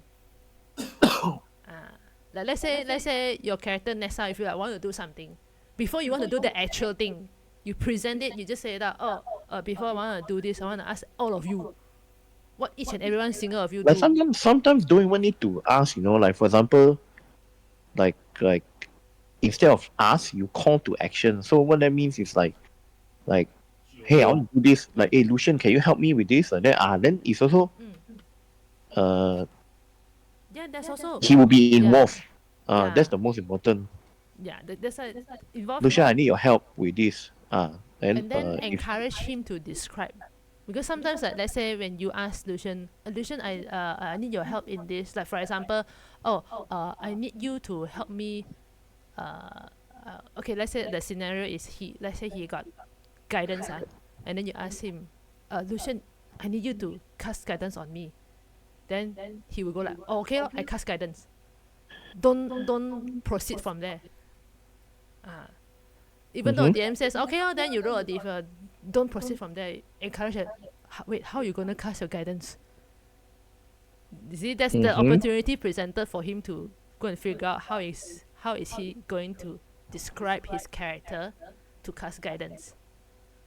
Things like that lah. Although he doesn't have guidance because he's not a cleric, but I'm just taking this as an I example. know. Let's say we want him to help with something. A certain character want him to help with something. We ask for the help.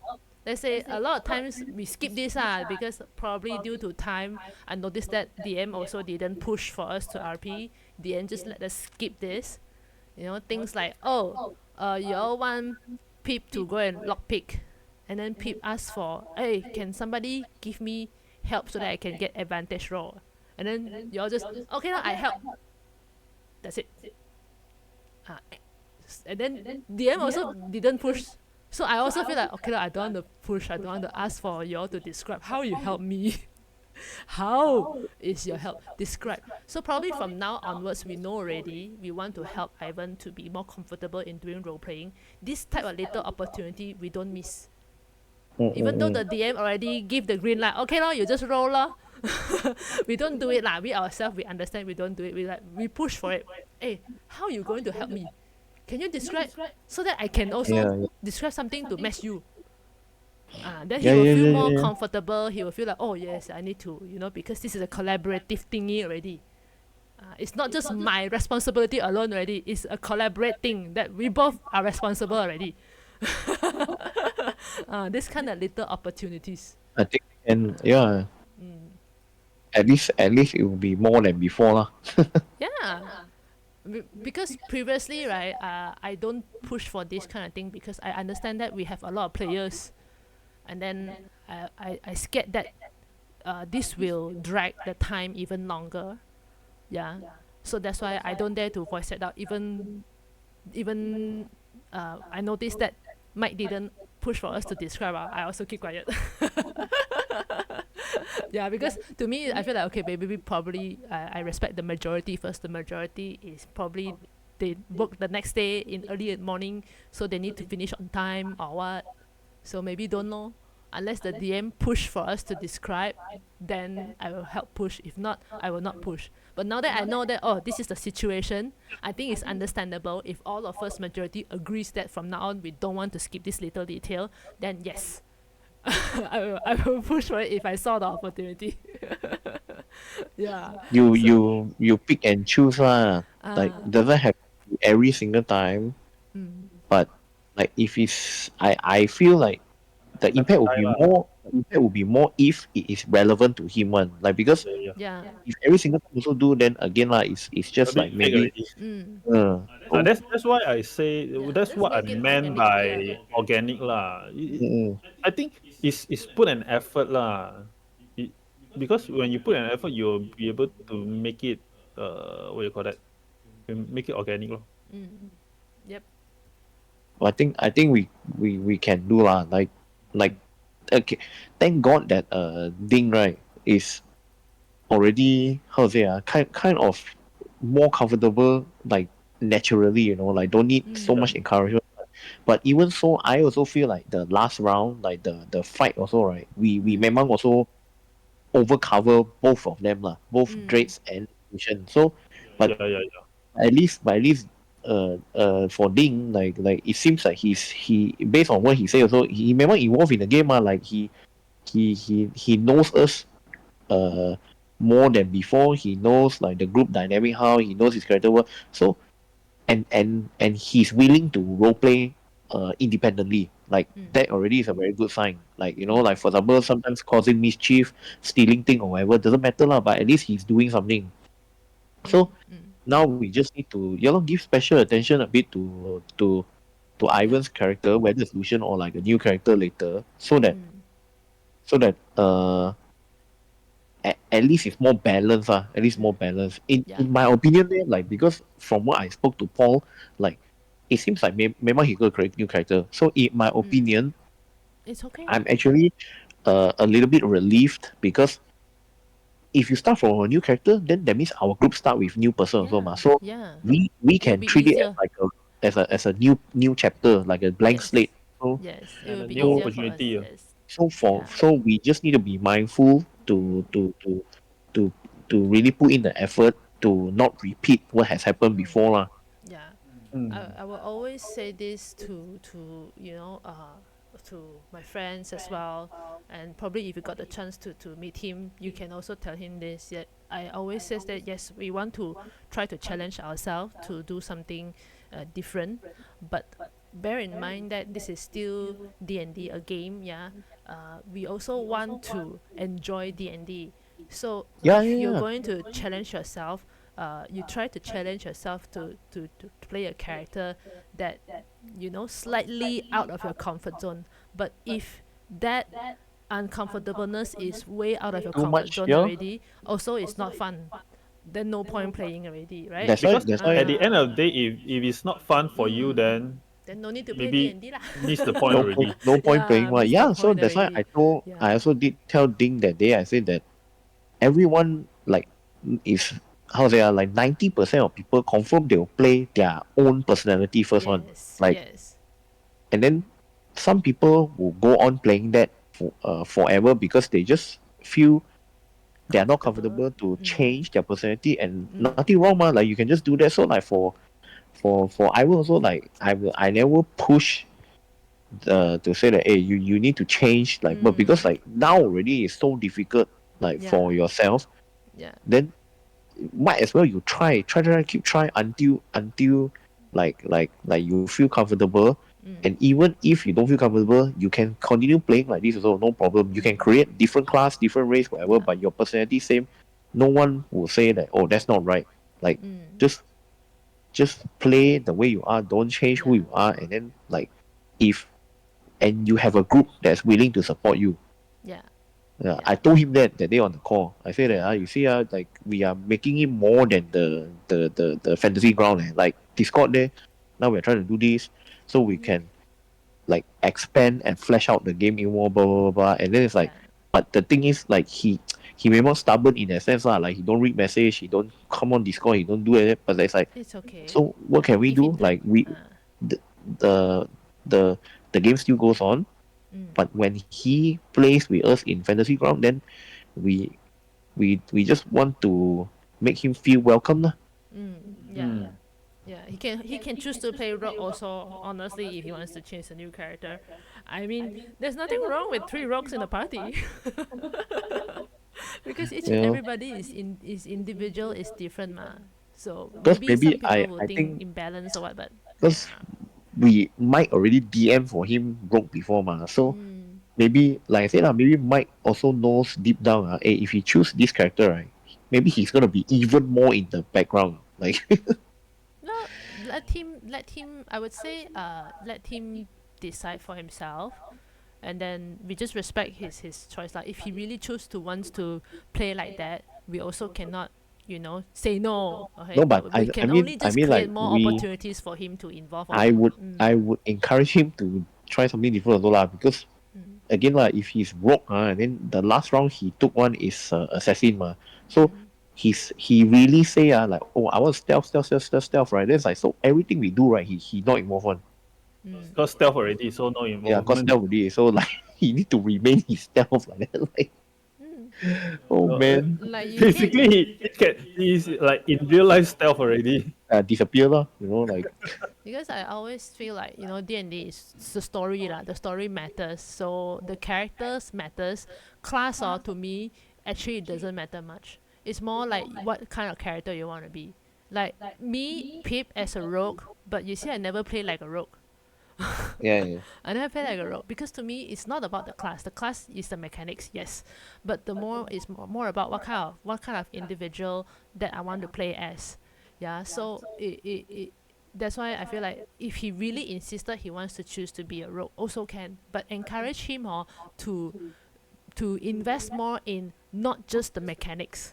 Don't just look at the mechanics of the rogue or of the stealth or being assassin girl or being a thief girl, or don't just look at the mechanics. The mechanics is just a guideline for the gameplay to be more smoother only. D&D is all about the character. It's all about the story.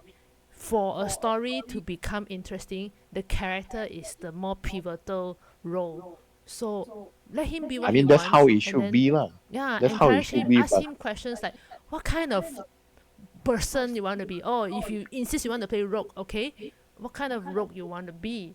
And then ask him detailed question like, does your character has a life goal that he wants to achieve? Does he has a biggest fear that he's most afraid of? Does he has like a dream that he has? Make him think of these questions. Then the more he think of this question, the more the character will stand out. Then the more the characters stand out, it will be easier to create more opportunities for him to role play into but the that's game. the main issue. Like this one, me and Paul know very well. Like if want him to go deep, right, with the character, memang very difficult. This is a completely separate issue lah. That's why he tend to choose character that is like so called, like one dimension, like easy to play. Understand? Because Don't like know how to write backstory, is it? not about that, not about that also. It's like he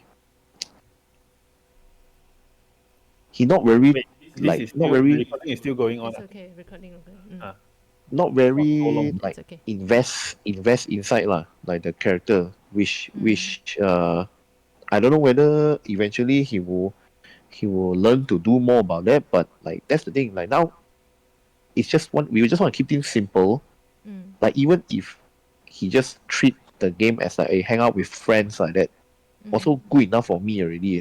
Like I don't expect him to be like, okay, I know my character can do what exactly, because you see this is three campaigns experience with him. Still is like that. So this is really me speaking from experience lah. Like he is not definitely not like playing D&D like in terms of, oh, I want to master like the mechanics of this. No lah, no. It's not even close. But anyways, it's like we cannot cast such a big like net, try to fix everything. Now I just talking about, we are just pinpointing on the fact that he's too like not involved only. Like that's it. So about his character and all that, like I would just say, don't worry lah. He will choose what he want, but I do believe that, again, come back to the personality thing, right? He can play a rogue, he can play a bard, he can play like a barbarian, he can play whatever, right? But he's still gonna act the same. It's okay. As Yeah, no, it's yeah. okay. Yeah, it's okay. But regardless of what he choose, we just do what we have been discussing so far, lor, and we plan to do. Yeah. I think it's no issue lah. Just slowly guide him, and yeah, I would say the word is guidance lah. It's slowly guide him, and bring the guidance step by step for him to be more involved without him realizing that he is involving. You know what I Yeah, mean? no, just focus on that only. Like I say, just don't need to worry like about too many things because uh if we worry about that part which is not even on his mind one, right, then it's also like no use ma,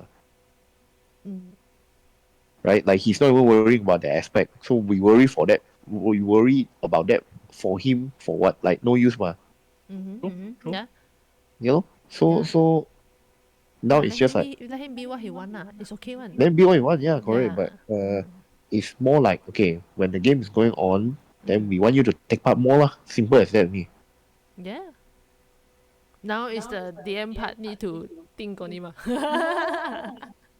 I mean, Mike Mike already said like he has a few characters that he easier to write stuff for because he's more involved. But uh, No. What I I mean think I is, think might need to think about the exit for Lucian.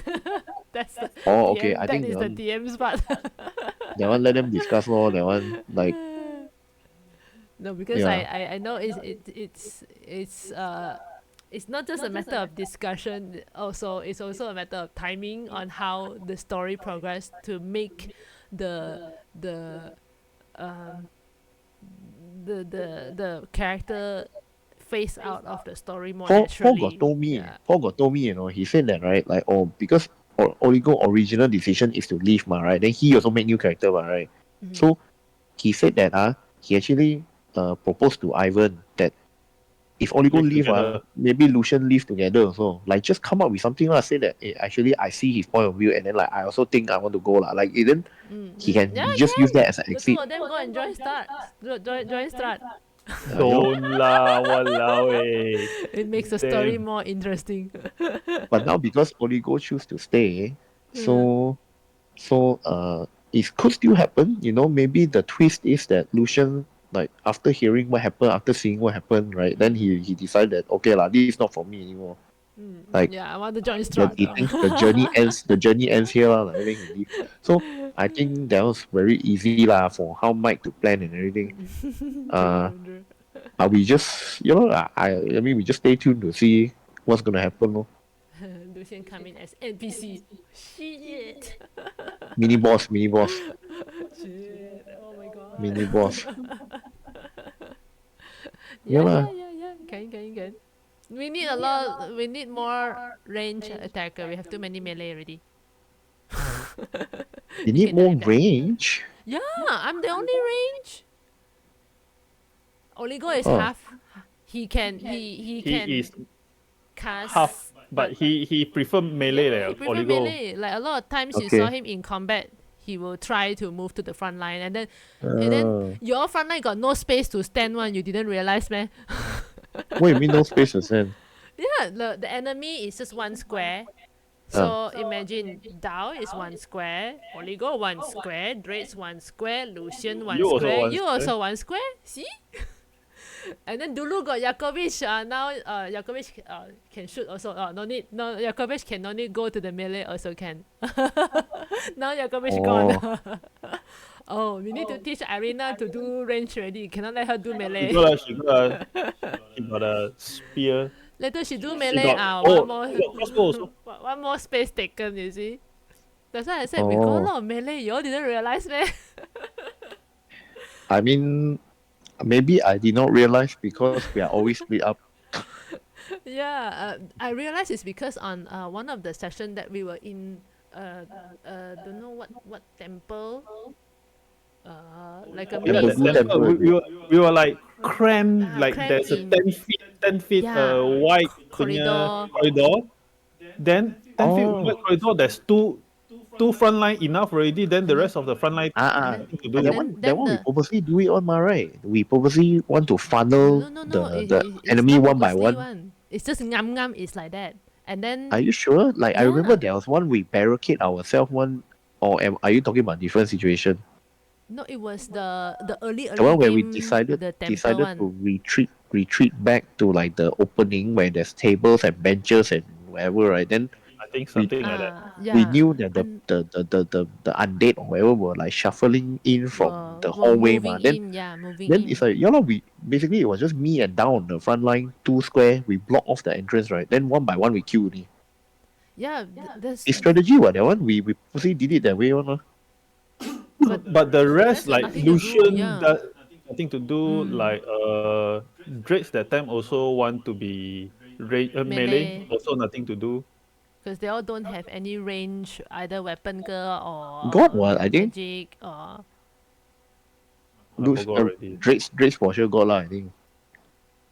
now Drake Scotland down. But I think that one is like an isolated incident lah. That one is Yeah, memang. yeah, yeah, yeah. I remember very clearly. We made a conscious decision to be like, okay, we will hold the entrance and not let them pass through one.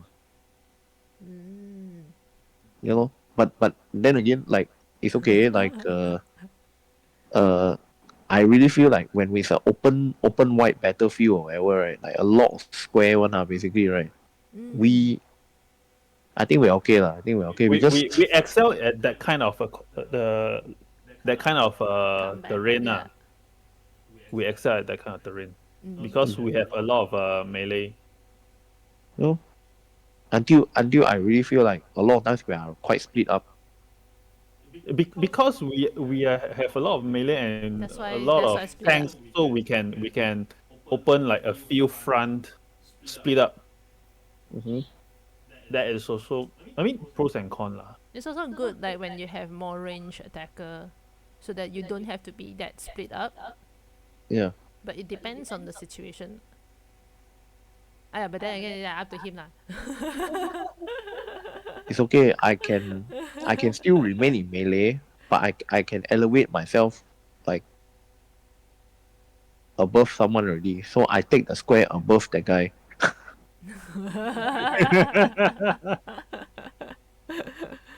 But to hit, Because you still my need to come character down, right? If not, you how to hit need like I think on I the can top? just Range law. no lah. No, Like think if Nessa want to do melee, he has to come down, ma, right? If not, how to? within 5 feet elevation can what, right? Yeah, 5 feet elevation can, Mm, unless they are lying on the ground, You know, that kind of thing. mm, because I mean like the way I built her is never meant to have someone next to her one. That's why I took the fighting style protection, the shield one. mm. Anyone that get attacked, I got chance to impose disadvantage. Then, so it's like it's meant to be a frontliner lah. Mm. And Yeah lah. plus my aura also ma, it's supposed for us to stick together to keep getting the temporary hit points every round. Like, so that's how I built my character lah, basically. Well, I have no issue. I have no issue because I. But just if you shot want to request for a range, yeah, if you want to request for range No lah, one, no lah, no lah. I just cakap saja. Cakap saja. Let him be what he Uh, wants. beware of getting picked off lah. I mean, he can do whatever he want lah. And anything also can. One. No, there's nothing much to disrupt Pip, but Pip do her damage just through range. Nothing much different also, yeah. You know, Mm. because we got 6, we got a lot of things we can do. That is true. That is true. Shall we? You know, Alright. awesome session. Then look forward to the When next Mike one. come back. Yeah, we can, this ends here, and then the next session would be probably. I suggested 3 games later lah. Mm-mm. I think it's 3 games should be ngam ngam lah. Unless you all want 2 games later, also can. No, I think we see how, because sometimes like after a game Depends that what happened in the game also. like last session, that one, if next session happens something like that again, confirm we will want to have a discussion one man. Correct. So it depends. It still depends. Sure. Alright then. Then Yeah we lor. can stop here. And Yeah. then very good. I'm happy. And then I Thanks for believe organizing this. Yeah. no worries. I believe Ivan would join one day. That's the whole reason why I do all this recording. Even though, in the future, if he come in to listen and he heard how we talk about him, I also don't mind because I think that he deserves to know also when he's ready to listen. Yeah. That's why I purposely do recording and all that. Yeah. So we can slowly invite him lah. No worries one. Just give him time only. Okay. Yeah lah. Yeah. Try to. I think. I don't know. Like the thread. The Valaki one. Mm. I think it's gonna continue, right? I think so. Depend on you all. If you feel like you want to end the scene, you all just type Cause there end scene. Oligo basically. Oligo. Things to continue yet. Oligo basically Anybody can- U-turn already, ma. Yeah. Anybody can voice it out over there. Like right now, I would say like maybe the next part is like how, because Dao and Pip was object to that, ma, right? Before that, so he already decided to do a U-turn. If like maybe he can added some reaction inside there, lor, that's about it.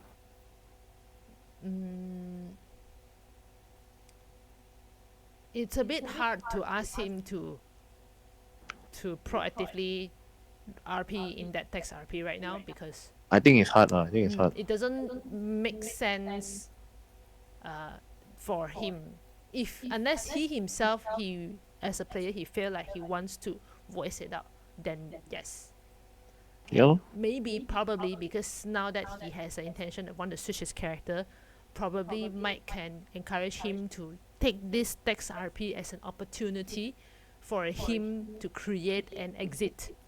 Yeah, to exit. Yeah, correct. But don't let the DM do for him. He has to try to come out lah. Say anything. I wanna leave. Fuck you guys. I hate you. Sure. If you want to do, if you want to RP something like that, also Yeah. up to him, right? We cannot decide for him. Yeah, but probably Mike can encourage him to do so. Then that is the most organic way for him to be involved in the text RP. If not right now, as a character, you suddenly turn to ask Lucian. Wow, very weird. I no, I didn't mean that. I mean like for you guys, it's Dao and Pip, right? So you guys can add more some flavor text or whatever. Also, like just to continue it on. Also, I think I'm okay one. Like I how you guys don't react after what know. he said and what you guys said to him, and then I now was thinking probably you, Nessa, want to react because react Oligo first. is now hugging Nessa, crying ma. So that's why I Okay. didn't say anything. I was waiting to see if whether or not you want Oh, to do some can react. can. If you feel like you don't want, then I will try to think of something to continue on the story. And then if we all feel like It can be parallel one ma. Like you can react and I can react. Like but both is in the same time. yeah, sure. You know. So I would say like don't need to wait. No worries. I will input lah. I'll input, but later a bit. Lor. Yeah, I also need later a bit. Also need to think. Yeah, because the thread is already there, so we can use. Yeah, and we have 2 weeks time. Yeah. Correct. Okay. Can For lor. now. Yeah, we decide like this. Decide as such first lah. All right. Thank you, everybody. Yeah. Thank you so much. You for collaborating with me to host this Dice and Discourse session. Look forward to see all of you again in the next D&D.